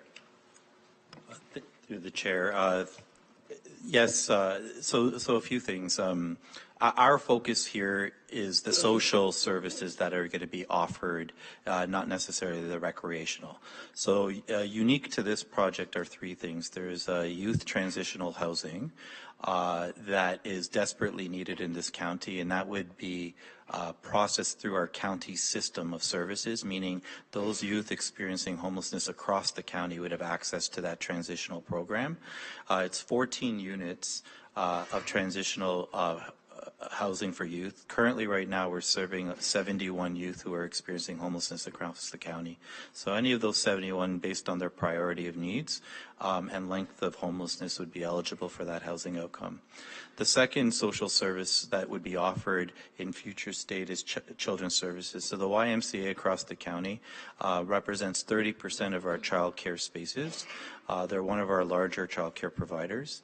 The caveat here is that the project is scheduled to be completed in 2027, and currently right now under the new funding model with the federal and provincial governments, we only have space allocations until 2026. So there's a future opportunity to create space in 2027 for child care services, so long as we get new space allocations from the province. So that's why it's another valuable asset in terms of county-wide services. And the third one, and most importantly, what we kind of have it as a contingency of this recommendation, is newcomer services. So the southern location of the proposed site is something that we're interested in from our South Simcoe Newcomers Initiative through our local immigration partnership. So local immigration partnership in the county of Simcoe has facilitated discussions with the YMCA on the possibility of having a future multicultural center or welcome center, which is something that both the local immigration partnership has as one of its goals in its 10-year settlement strategy, but it's something that they would have to fundraise for anyway to develop one. So rather than develop two locations doing similar things, we're seeing if there's an opportunity to combine them into one. So those three areas of social services that we're responsible for, this facility would serve beyond just the city of Barrie and the county. In terms of how many families are going to be served, again, I would have to refer to our colleagues at the YMCA in terms of the recreational part of the project. Thank you for your questions, Councillor, and for the update, GM. Councillor Dolan. Thank you. I can tell you my thoughts have gone similar to Councillor Ralston's, except for the fact of the youth transitional housing that I think is important. But I am very curious to know whether the $2.5 million will be approved by Barrie City Council, and I'm also very curious as to whether or not development charges will be waived for the project. If anybody has that answer, or if there's the opportunity, or I would ask this GM Fayez Beget, that what would the harm be of deferring our decision until after we understand more about the contribution from the City of Barrie? Go ahead, Jen Van. Through the chair, thank you for the question, Chair Dolan. This is a long-term project, so I think to answer the second part of the question, I think it may not be time of the essence, but certainly we want to stay on track. Waiting, a couple of weeks to see what the City of Barrie decides or ends up doing is certainly something that can happen. I do just caution that with or without the City of Barrie, I mean, we wrote this report prior to knowing that application and contribution. I still think that this would serve the county and the system. And to be like a little bit more specific in the report, the original contribution was $2.5 million. That project didn't go forward. So the re-ask was to recommit that 2.5 again, plus increase to 2.5 just because of the cost escalations for the youth space. So really it's the $5 million would all go towards the youth space, but in exchange what we're hoping is a fully developed center that still can deliver those other social services I mentioned. So seeing our own experience in development since 2019 till now, we're seeing the same cost escalations per unit. So it's not the amount is understandable for the development cost, but certainly we can wait the 2 weeks if needed. Okay, thank you. I see no more questions. I'm sorry, Councillor Greenlaw. Thank you, Chair McDonald. Through you, could you tell me the $2.5 million increase that we're implementing? So where is the shortfall on the overall project budget? Because I think it's quite more substantial, and is this going to reflect in a cycle back to request more money in the future? Through you, Chair. The total shortfall for the project was greater than just the $2.5 million for the youth hub. Our responsibility as a county right now is to focus on how do we develop the youth transitional hub for the services as offered. In the report, we're only committing to this amount, and it's subject to same conditions as the prior in the 2019 commitment of like substantial completion. So meaning if it never comes to fruition, or if the YMCA is unable to raise the remainder of the funds to get the project complete, we would not be responsible for the part that we've committed to unless it comes to substantial commitment. Given that, though, we are using our local immigration partnership, which is a network of close to 100 different agencies, and their fundraising abilities hopefully could assist and raise the difference. But certainly from the county's perspective, the only commitment would be what's listed out in this project, and it's scheduled, so it's not happening all at once. It's as they hit certain milestones of their development. Councillor Brian Smith. Thank you, Madam Chair. Through you. So I completely concur and agree with Councillor Dolan on this with respect to us deferring this until we see what the City of Barrie does with their ask. We've put a lot of money into the City of Barrie, a separated city outside of the county. And we have a lot of services there. There are other communities in our county that need these services. And I want to be clear before I go any further that this has nothing to do with the YMCA. We have a YMCA in Wasaga Beach, and the directors and the board and the staff of the YMCA, we couldn't be more thankful to have them. They do an absolute phenomenal job, so thank you.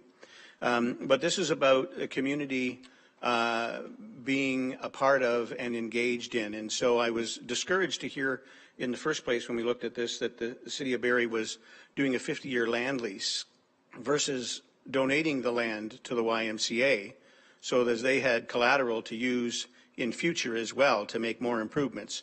We know that these YMCAs are exceptionally well used.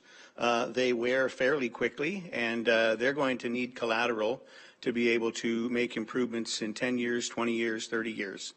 And so I think before we move forward, I would like to see and be sure that the City of Barrie is coming to the plate here. At the end of the day, we know that this will serve some members throughout the county, but the vast majority will be Barrie and the south end towards Barrie, Bradford, West Gwillimbury, and that's fine. It is what it is. It is where it is. But I think in order to move forward, I'd like to see to be certain that the City of Barrie is going to come to the plate as well. Thank you. Sorry. Is there anyone else wish to speak to this? And maybe I'd ask if there's a seconder to defer it, if I'd look to the clerk if that's... Oh, sorry, Councillor Pallas. Thanks. Through the chair, just to Mina, if it's possible, just this talk of deferral, would that compromise the project in any way? I don't know if you're able to speak to that. Thanks. Through the chair, while I can't speak for like the construction schedule of the YMCA, I don't suspect a 2-week wait would make a, like I said, this isn't a time of the essence report. This is a report coming back from council's direction to get recommendation. I would not suspect a significant risk, and I think this is an application for a recreation grant that is not a I can't speak for the City of Barrie. I don't believe it's a voted measure. It's more of an affirmation of the submissions of those applications. So by recommendation, I'm sure, of the approval committee or something like that. So I would, to answer your question, I don't think it's a great risk, but certainly, you know, I hear the voices of our own development team saying, you know, every week this is the escalation of inflation on the cost of a project. So that is a longer term risk if you're waiting months upon months, but a couple of weeks wouldn't make a difference, no. Thank you for the question and the clarification. I'd look to Councillor Brian Smith. Are you looking to just to have it come back on the 22nd, or yes? Yeah, thank you, Madam Chair, if I may. So if Barrie's meeting is on the I can't remember the date. Was it the 18th, maybe? If I could defer to the members of the YMCA, they have that date, I believe. October 23rd is the date. By one day. Thank you very much. So the very next county council meeting, this could come back.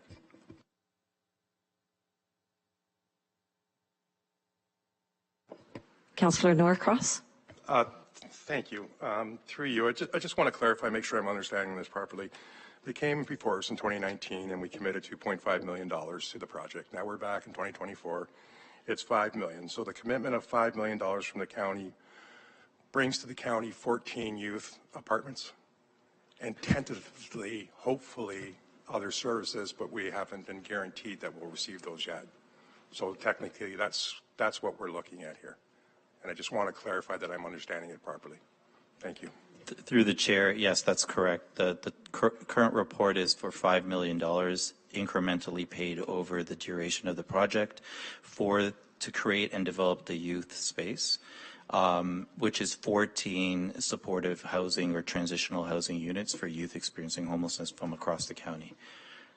As a condition of investing that increase from our original commitment and reaffirming that original commitment, we're asking that the YMCA engage with our local immigration partnership to create an additional space for the Multicultural Center, hopefully a future state for the Multicultural Center to use.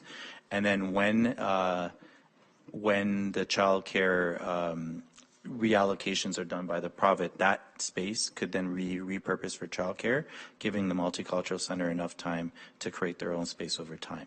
That's kind of the different vision of it.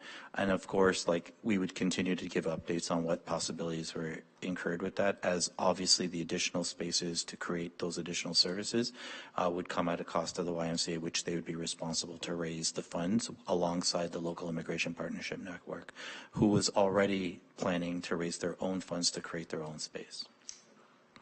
Thank you. Councillor Brian Smith, it could come back November 12th or just have no date on that. What is your preference? Well, I'm hearing that time is not of the essence, but somewhat of the essence.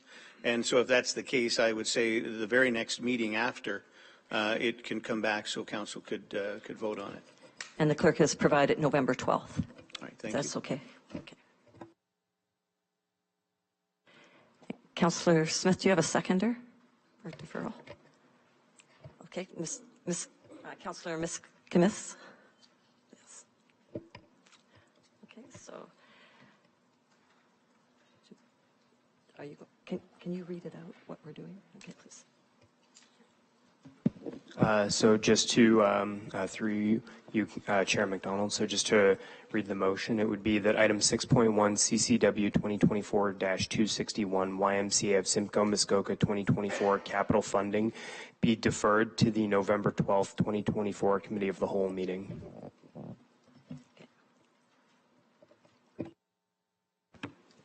Councillor Greenlaw?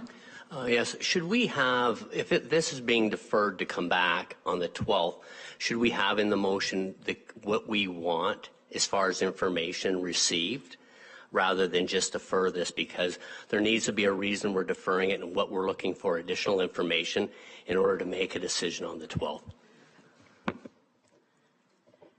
I'll look to the clerk. So I think, and please jump in also, GM Feisberg, but I think that usually you wouldn't need to include specific reasons in a deferral, and I think staff would take the discussion here as direction in order to come back with further, the report would come back as is because it's being deferred, but I think staff would be prepared to answer further questions at that time that have been raised at this meeting. Are you okay with that, Councillor Greenlaw? Yes and no. I guess I am fine with them taking direction, but I think if Councillor Smith wants to identify specific things that need to come back, because what I don't want is us deferring this and then deferring it again, because the key components that what we want as far as information provided back is provided to make the best decision. Through the clerk, could we not have any of our councillors bring forward to staff anything that they would like to add or to have it discussed for the future meeting? Certainly, I think members of council could provide comments, specific comments to GM Feisberg in order to come back with specifics. That being said, if you're looking for actual changes to the report itself, that would be a referral to go back to staff and come back with more specific information on certain items. Thank you. Can I just, so I think, and I'll let Councillor Smith give input, but I think what I heard was addressing the fact, are they deferring development charges for this project? Are they going to provide the land to them versus lease? So those are the kind of key components that I picked up on, and I'll let Councillor Smith continue on to bring more clarity, if you don't mind. Go ahead, GM. Through you, the chair, I do want to make a point of clarification so council is fully informed. On the proposed date of the 24th, it's just a decision on a grant that they applied for. If we're looking for things like future development charges and applications for those things, I don't know that timeline, and that could cause an extended, delay if you're waiting for all those pieces of information, as those are not timed. They're based on application and different committee reviews. So what I would suggest is if you're willing or interested in waiting until the specific decision on the one grant that they have applied for, which is what we know, that's certainly something you could say subject for further information on any grants that have been applied for to the city of, the outcome of any grants that have been applied to at the city of Barrie. But if you're looking for development charges and all those waivers, those come in different sequences, and it would probably take. Now, in this report, it does mention that the city of Barrie is willing to waive those charges or are considering that as a part of their contributions in the last page of the report, but those come with timing, like timing on the project. So I think like you would just have to see at least for the 23rd, we know it's the grant that's being affirmed. Deputy Warden Coughlin. Thank you, Chair McDonald. My concern again with not having the specifics in it is that this will just, it's not giving the City of Barrie or the YMCA the intent of the House.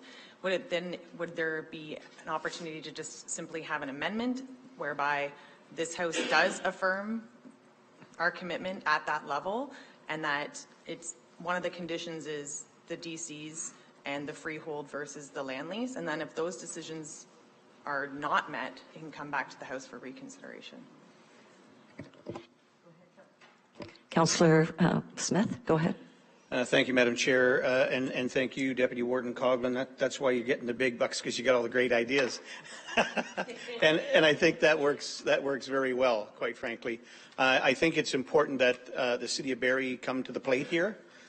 This is a great addition to their community, and so I would say that there should be no reason why it should take very long for Council to decide whether or not they're willing to waive the DCs, whether or not they're willing to give versus lease the land, and of course whether or not they're prepared to put the dollars forward. So if we wanted to move this forward today with those types of stipulations and conditions, I'd be fine with that as well. If not, then I would suggest deferring it based on those criteria as well. Thank you. Okay, so I will look to the Deputy Clerk to read out what we're going to be voting on, please.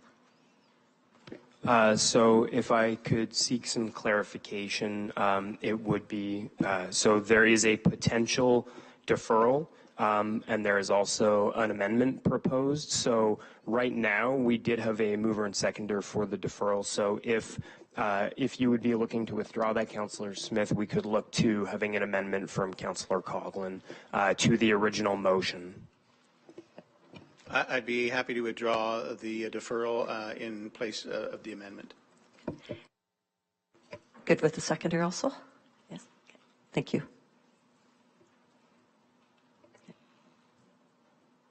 So effectively, we would have the original motion on the floor here with the amendment would essentially be that the funding commitment as set out in CCW 2024-261 regarding the YMCA of Simcoe Muskoka 2024 capital funding request be approved contingent on is it basically a commitment with respect to from the City of Barrie with respect to development charges? Can you just please clarify the wording there, Councillor Smith? Well, I think with the commitment of the City of Barrie to waive development charges, to provide the $2.5 million that they have asked for now, and also to give the land to the YMCA versus a 50-year land lease.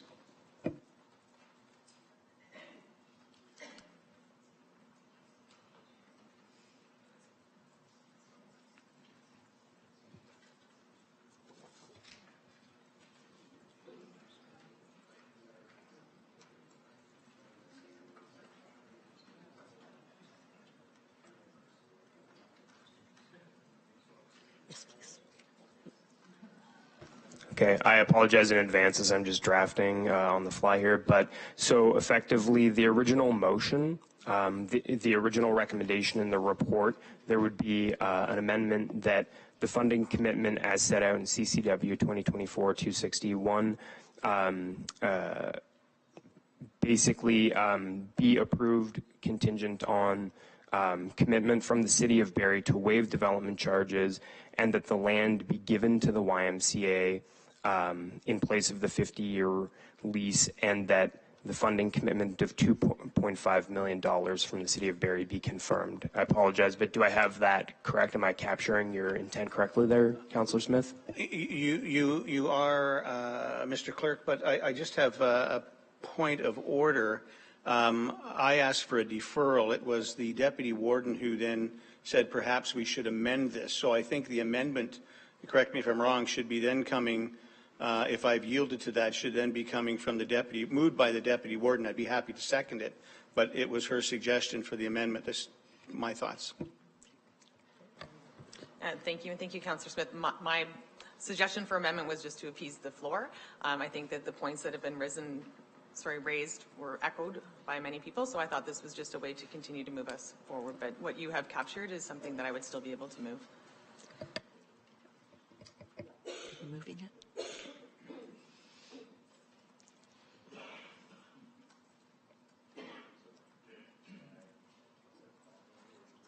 Yes. Yes. Yes. Okay. Okay.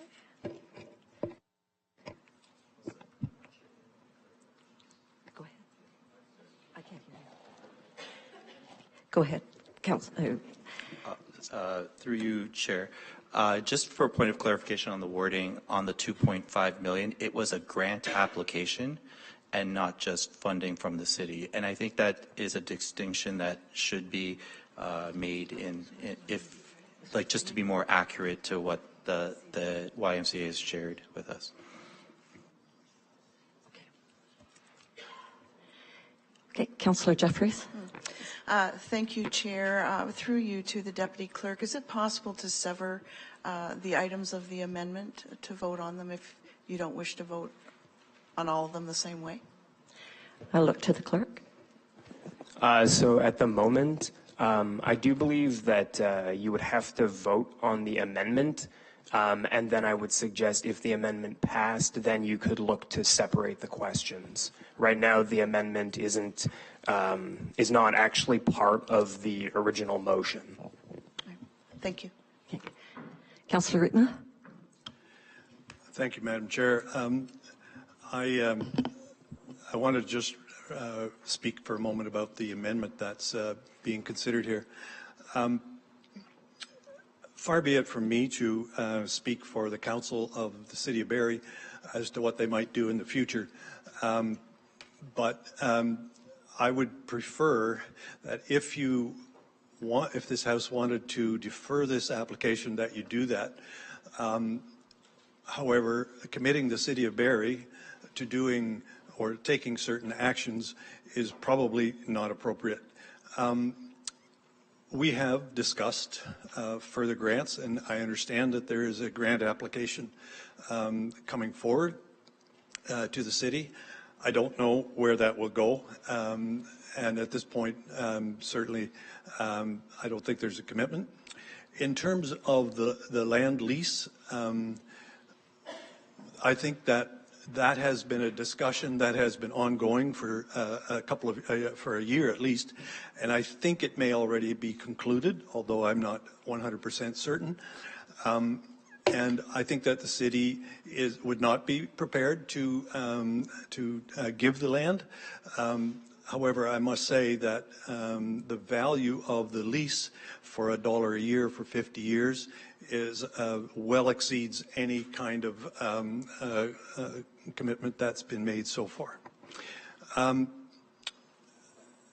The development charges, as the general manager has indicated, those are not due and payable until such time as there's a building permit issued. And I know that there's been some discussions about waiving them. Whether that's been firmed up at this point, I don't know either.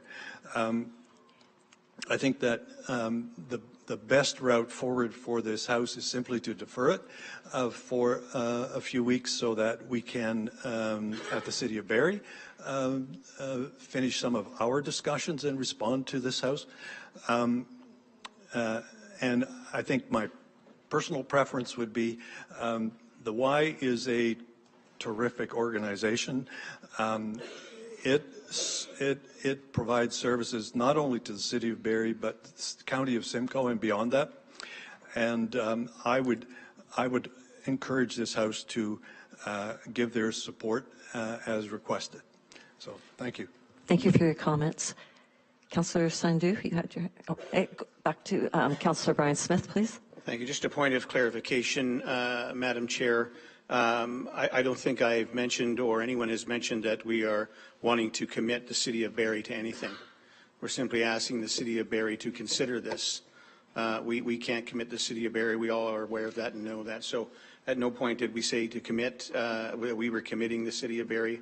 But I think it's important that the City of Barrie reconsider some of these things if they want and expect the County of Simcoe to do more. Also, the fact that this is not really a commitment by the City of Barrie and their dollars, it is a grant that they'll be getting and passing through. So I think it's important that we have that information. Whether we go with the amendment or we defer it, to me really doesn't matter. I want to be sure that it comes back to this House with all the information we're asking for before we can make a final decision. I guess go ahead, Councillor Gordon.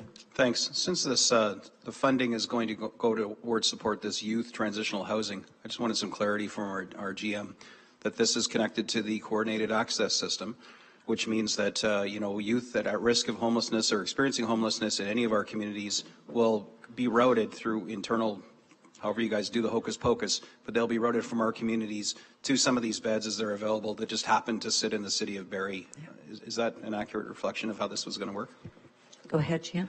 Yes, through the chair, that is correct. Similar to what we launched in Aurelia in March, those placements were done throughout the county for that youth program.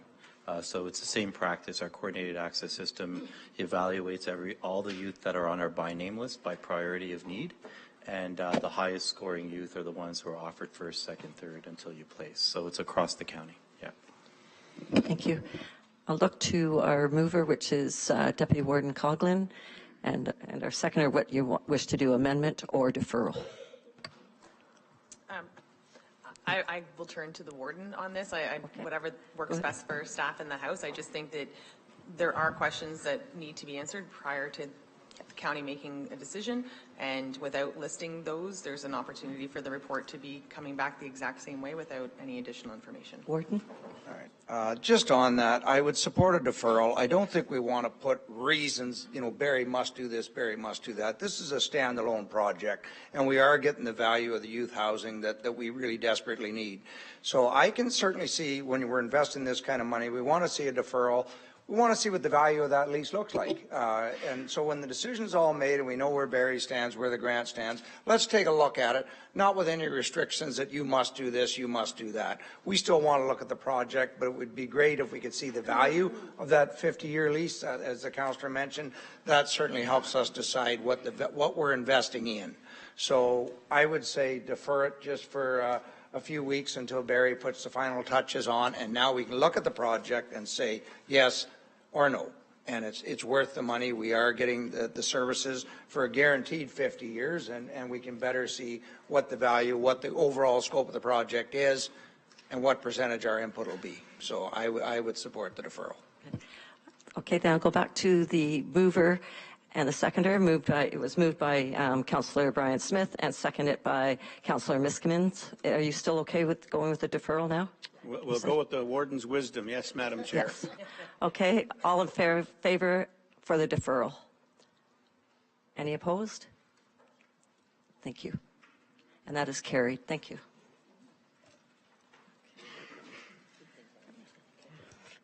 Long-Term Care Committee of Management. 7.1 CCW 2024-277 Long-Term Care Home Molecular Point of Care Testing. Okay. Could I please ask for alternate Councillor Taylor and alternate Councillor Snutch to move and second it? Okay. That item CCW 2024-277 dated October 8, 2024 regarding long-term care home molecular point of care testing be received, and that the warden and the county clerk execute agreement for the disclosure of personal health information with consent substantively in the form of attached as a Schedule 1 to item CCW 2024-277. Does anyone wish to speak to this? Seeing none, all in favor? And that is carried. Thank you. Human Services.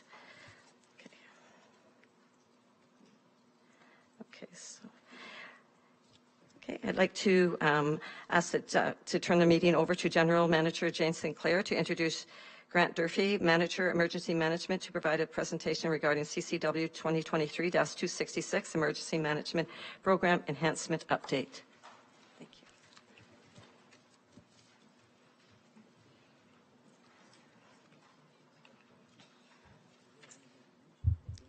you. Thank you, Madam Chair. Good morning. We are very pleased to provide a presentation on emergency management and potential program enhancement. And joining me this morning is Grant Durfee. He is our emergency manager for the County of Simcoe. We'll begin with just a very quick overview of the presentation this morning. I will remind County Council that there is an accompanying report, CCW 2024-266, attached to the agenda for some detailed background to our presentation.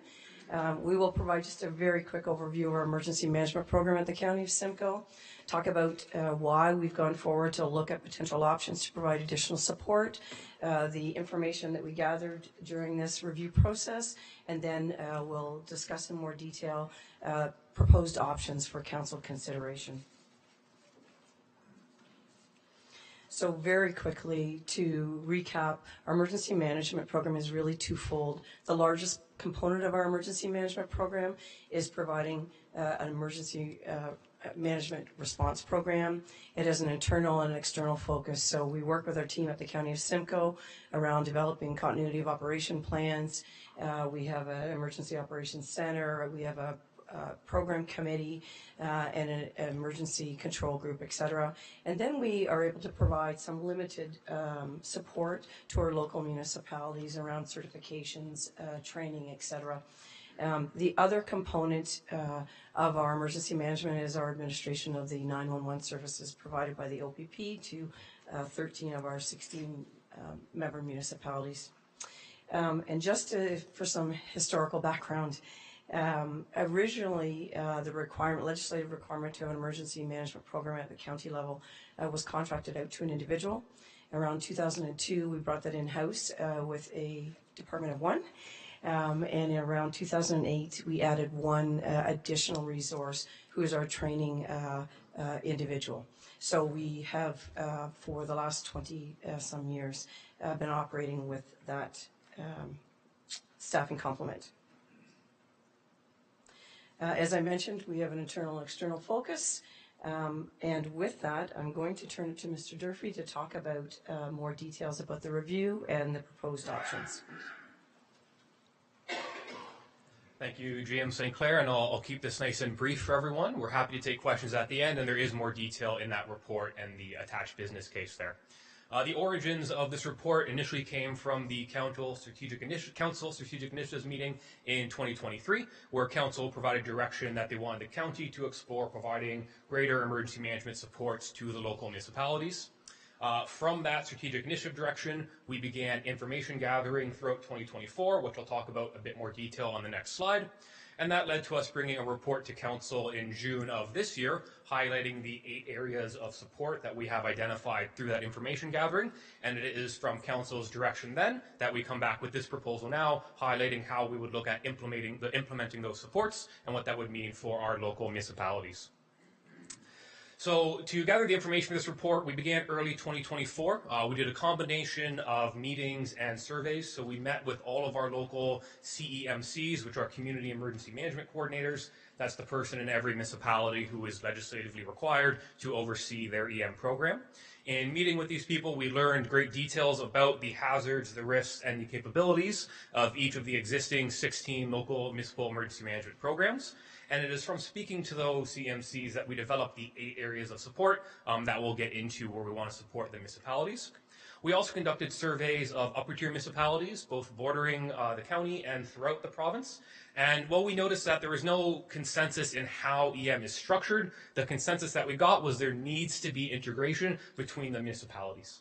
Disasters do not see borders, and any large disaster is going to impact multiple municipalities and the county, and we need to make sure we're set up to be able to have an integrated response so we can properly support each other.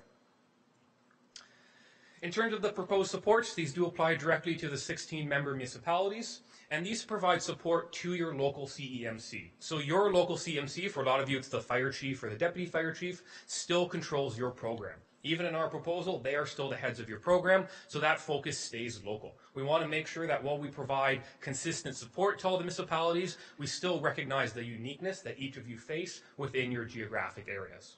And it's keeping that in mind that we've developed these 8 areas. In the next 2 slides, I'll go through these briefly, just in a bit more detail. But we want to encompass everything. So not just disaster response. We also want to look at the mitigation, the preparedness aspects, the recovery, and the training aspects as well, because that's really where we see the value in emergency management, in mitigating these disasters, these effects before they occur. So to quickly go through these 8 areas, the first one is what we're calling a HIRA. A HIRA is a provincial tool. It stands for Hazard Identification Risk Assessment.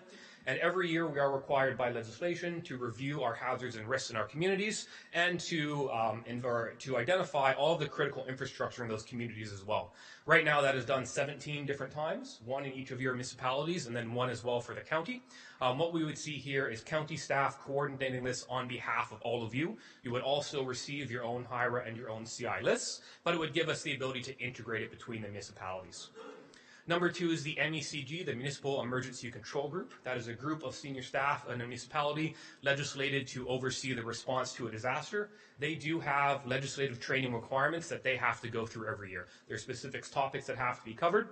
And under this program, you would see then county staff working with your local CEMC to develop custom training every year, make sure it's relevant to your HIRAs, to your evolving risks, and meets all of those legislative requirements. Currently, we try to help with number 3, exercise design and delivery. We get out to about 4 municipalities a year where we're able to help support their exercises. What we would like to do going forward and under this proposal is have our staff create a strategic exercise plan for every municipality that spans 3 to 5 years. So rather than doing a one-off exercise each year, we develop exercises that build on themselves so we can see those skills improve with your staff that are staying across those years and build up new skills with new staff as they join. We would also see greater disaster response support. Right now with a department of 2, if the County Emergency Operations Center activates, that is our primary response. With additional staff, we would see them being detailed to going to your local Emergency Operations Center. So then you would have staff detailed to assisting your operations locally, who are then looped in directly with the staff here at the County Operations Center.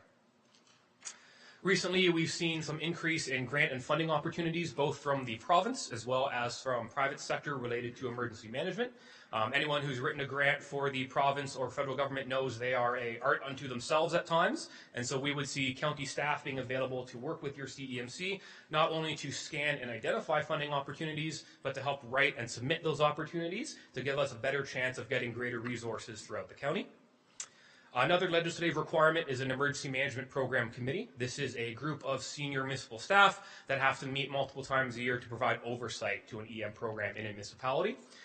We would work to provide them with emergency management strategic goals at a program level. So I talked about it before at an exercise level, but here looking at where do we want our emergency management program to be in 5, maybe 10 years, taking into account population growth, changes in demographics, geographies, to make sure all of that's accounted as we build out our plans. And then they can also help with reporting back to that program committee to say what did we do this year and provide accountability and data to that emergency management program.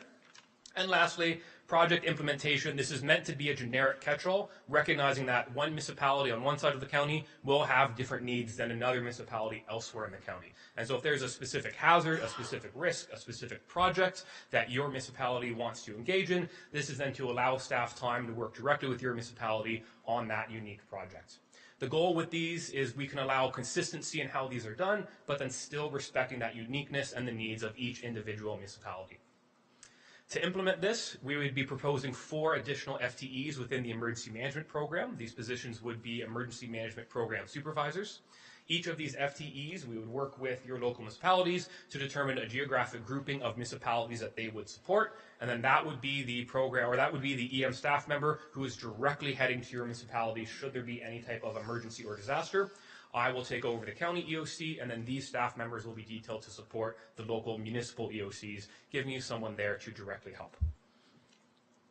I know that's a very brief overview. As we mentioned, we do have a business case attached as Schedule 1 to the report. That being said, I am happy to answer any questions that anyone may have. Okay. Thank you very much for your presentation. And then I see Councillor Brian Smith. Thank you, Madam Chair. I just want to put some support behind Grant and his team of two.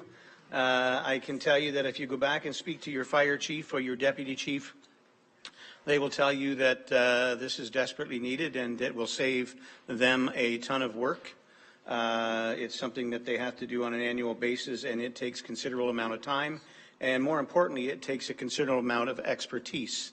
I can tell you we just did our CEMC session a couple of weeks ago, and Grant and team were there, as well as the province, to take us through that again. And Grant and his team did an excellent job. But I can tell you that, you know, this is one of these things we talked earlier about how great the county is with all of us together.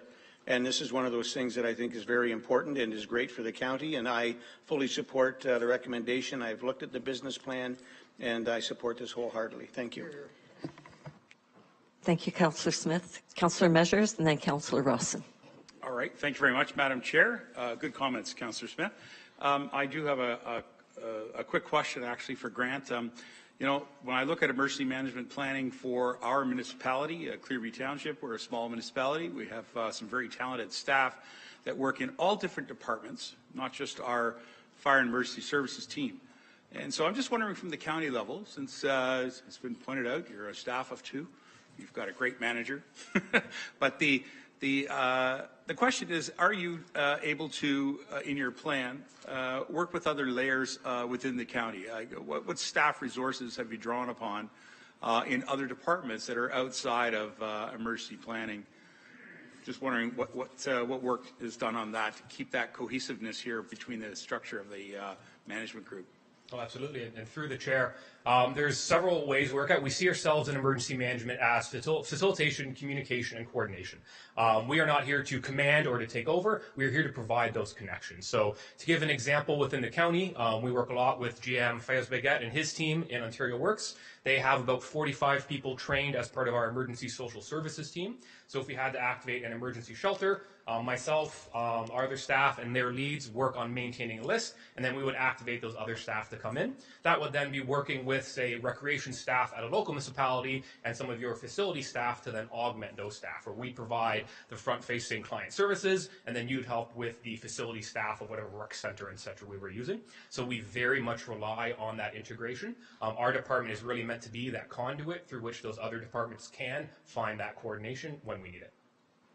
If I may ask a supplemental, and that is, that's great. I'm glad to hear that you are working with the other layers of the county administration. I did note that on your charts you showed that you have a committee, a management committee. I suspect that would be made up completely of staff members here at the county. Is that correct? So we do invite the warden to sit on our committee as well. Aside from the warden, yes, it is made up of staff members, and that is outlined under the Emergency Management and Civil Protection Acts for the requirements of that committee. Okay, so the warden is our singular representative on that committee, representing the political body of the corporation. Gotcha. Yes, the warden represents that directly to council for that committee, absolutely. Thank you very much. Thank you. Councillor Rawson. Thank you. 13 months ago yesterday, we had our Main Street building collapse, which I reported on a year ago. And the county was a tremendous resource and asset and supported us during that.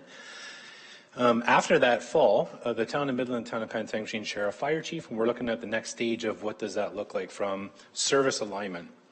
Our fire chief brought forward a year ago that we look at CMC collaboration and work between our two municipalities, and we said let's hit the pause button and wait because we knew this was coming from the county. I want to thank Jean and Grant for the work on this because this to me is a home run. This is amazing. I look forward to it. I think it's going to help tremendously, and if I think about North Simcoe, to your point, if there's something that happens up our way, it's going to affect Midland, Pantangine, Tiny and Tay. I see this as a tremendous asset, and I think it proved it last year at our collapse. So thank you for all the work on this. Thank you for those comments. Is there anyone else that wishes to speak to this? Councillor Snell? Thank you through the chair. I echo a lot of the other comments in terms of full support for this expansion. When we look at climate change and extreme weather patterns, it's only intensifying for all of us. And Simcoe County has had tornadoes in the past and whatnot. That would be way beyond our capacity to manage as an individual municipality. I see this as an essential service, and thank you very much for the great work done. Okay, if there's any other questions, seeing none, I would just like to say thank you so much for your presentation and all the valued information and for your leadership. And Jane, General Manager Jane Sinclair, you and your team do a great job. Thank you very much for all of the House. Go ahead. Sorry, just a quick question. Can we have that sent to us, the presentation? I don't think they will be part of the minutes. You'll have access to them. Okay, thank you very much. Okay. You're welcome. Thank you. Thank you.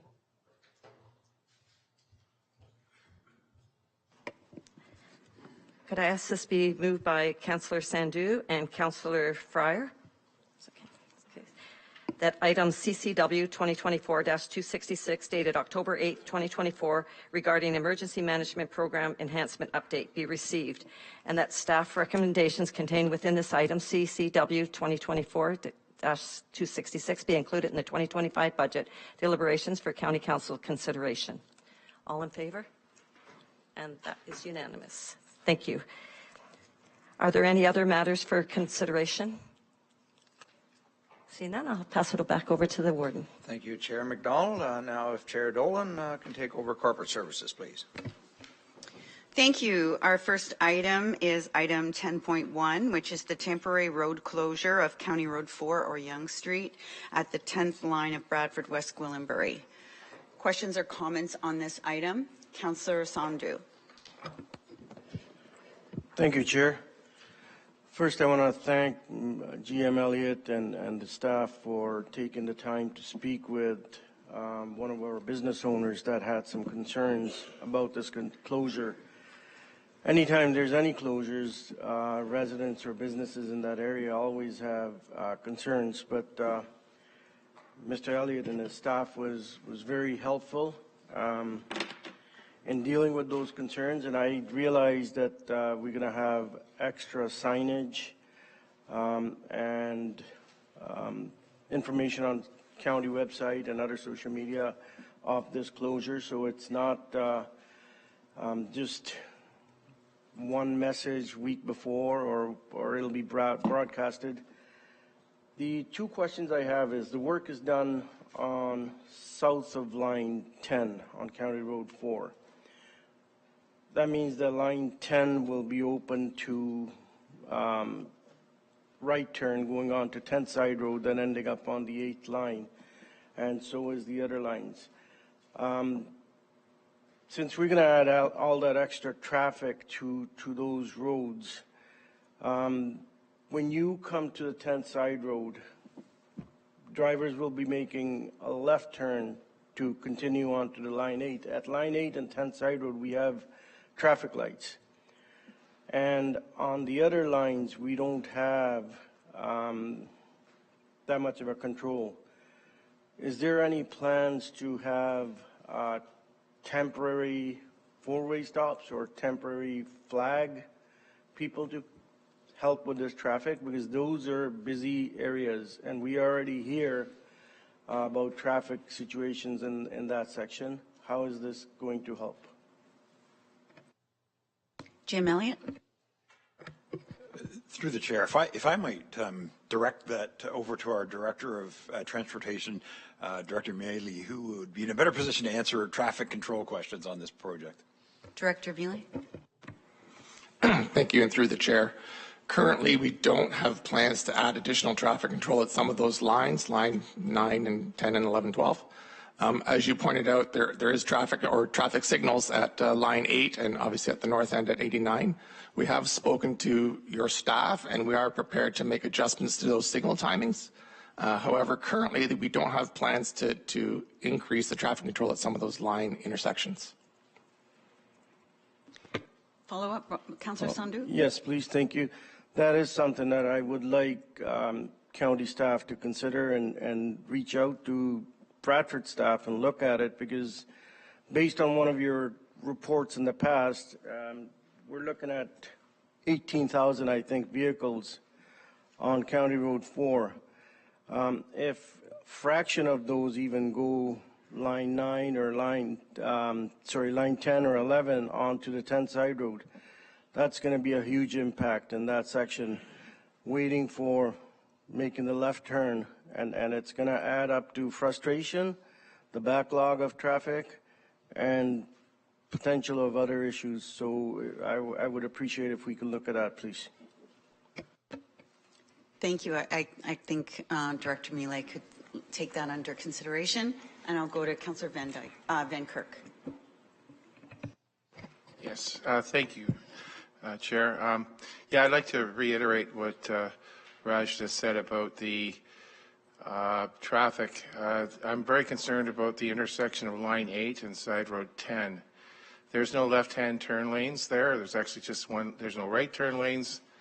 And I've seen the traffic just get backed up on a normal morning. I drive by there quite often in the morning, and I don't know if we could handle that kind of traffic at that intersection. So something definitely will need to be done.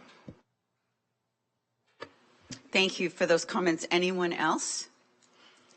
I'll just add my voice. This is an impact to Bradford, West Gwillimbury, but also an impact to the, Innisfil as well, being that Bradford is the closest GO train station for many, and that is the route to the GO train station for many Innisfil residents.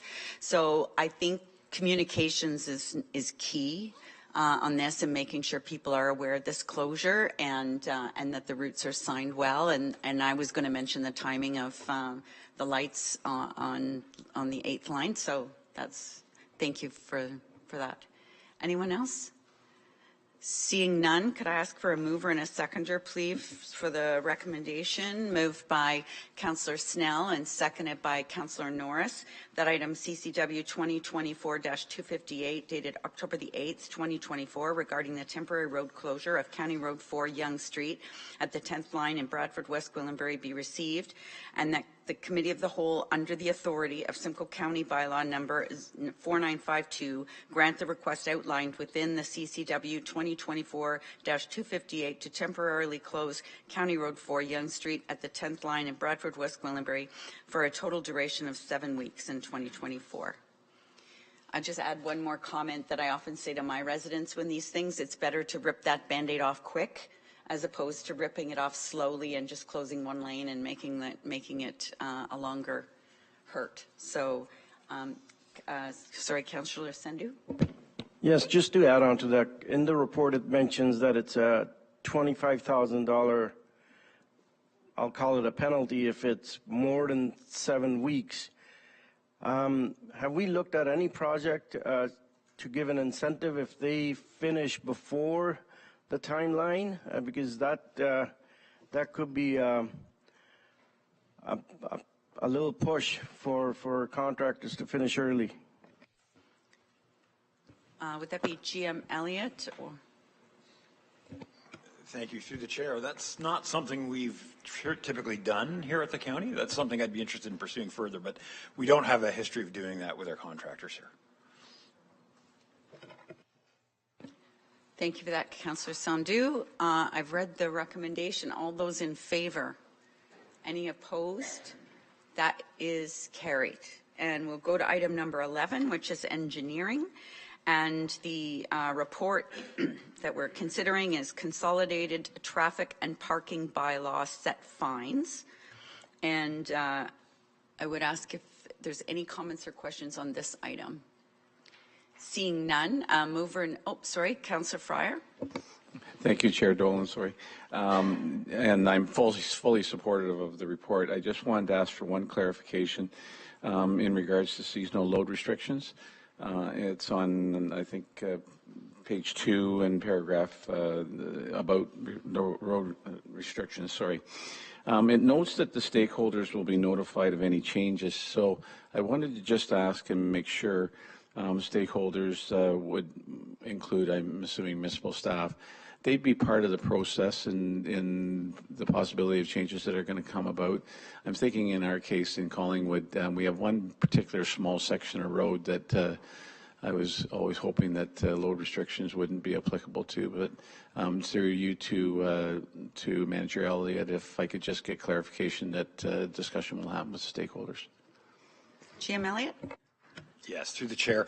Absolutely, our team will work closely with municipal staff, as this occurs, and what the guidance through the Ontario Good Roads Association it gives us a little bit more flexibility given the changing weather patterns about how to decide when to lift those road restrictions. But we regularly meet with local staff in the roads areas, and that would continue to occur. Thank you. So I'd ask that be moved by Councillor Fryer and seconded by Councillor Measures, that item CCW 2024-273 dated October the 8th, 2024, regarding an update on the County of Simcoe Consolidated Traffic and Parking Bylaw 6609 be received, that a bylaw be brought forward and presented to County Council for consideration to consolidate the traffic and parking regulations along county roads, and that all current traffic and parking bylaws be repealed and replaced by the new consolidated bylaw upon it coming into effect, and that the proposed set fines Part 1 and Part 2 as provided for in the Provincial Offences Act be approved by County Council, and upon enactment of the new traffic and parking bylaw be forwarded to the Provincial Chief Justice for final approval. Any final comments or questions? Seeing none, all those in favor? That is carried. Next is item 11.2, which is the Links Transit update. Is there anyone who had any questions or comments on the Link Transit update? Councillor Snell and Councillor Cabral. Thank you, Chair, through you. Reading the report, very, very detailed. Very happy to see the recommendation in regards to supporting a one payment platform between the communities. I know our students in Wasaga Beach, as they travel to CCI, have to pay through 3 different systems. So it's quite cumbersome and confusing and frustrating for parents when you're trying to make sure that each of 3 platforms are all topped up. So glad to see that that was one of the recommendations. Thank you. Thank you. Councillor Cabral.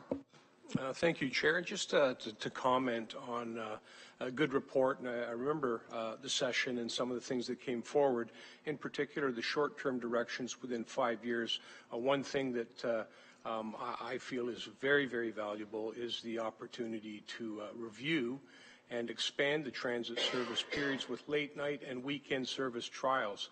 And some of the things that they're focusing on are very important. And I did want to share with everybody here that it wasn't too long ago I ran into a gentleman on a battery-powered bicycle that was riding from the city of Barrie in the north end all the way to Midland for employment. This gentleman was from Ghana. He's here on a student visa attending Georgian College. As you know, the federal government has restricted their ability to work to 20 hours, I believe, per week.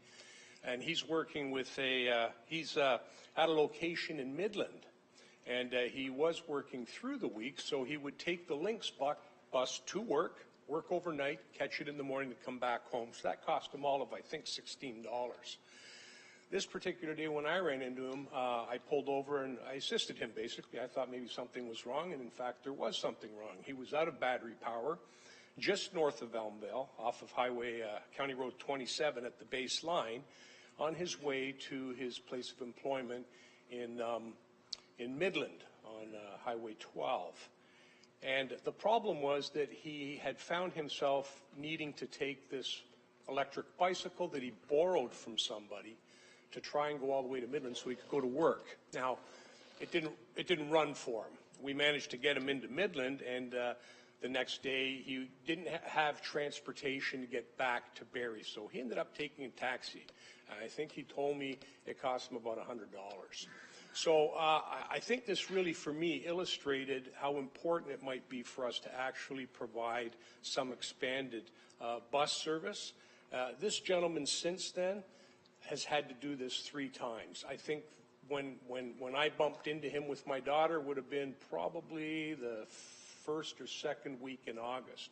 And he was working at a location in Barrie at the time, but for whatever reason, they decided to transfer him to Midland, and he ended up having to work these Saturdays. So I'm just saying I applaud the fact that we're going to be looking at that and that staff have made it one of their priority points here, and just to illustrate that how important that might be to some folks, especially folks that don't have the means by which to get from point A to point B during the weekend or off hours. So thank you very much. Thank you, Councillor Cabral. Any other questions or comments? Councillor Gordon. Thank you very much for helping that worker get to Midland for work. I do appreciate that because our manufacturing sector is dying for staff. So I can't believe this guy's riding that distance, but God love him. So I was really happy to see in here that within the 5 years, the study for feasibility of amalgamating transit services in Simcoe County into a single county-wide system to improve customer experience and service connectivity. Amen. Because as those in this House know, Midland has been operating a transit system in our small urban municipality since back in the 50s. And since then, in order to keep it sustainable and to improve services to our community, we partner with Penetangwisheen. And we've grown the scope of that service, and we engage Community Links, Community Reach as a service partner to deal with our accessible transit. And we're also scoping out how to deal with micro-transit solution, where they can do door-to-door, where it doesn't make sense to have the bus driving around.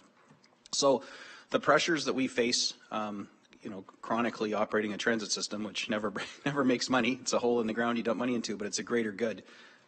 This is becoming unsustainable, along with the cost of fire and policing. Our policing just went up by $1 million this year, 26% in 1 year.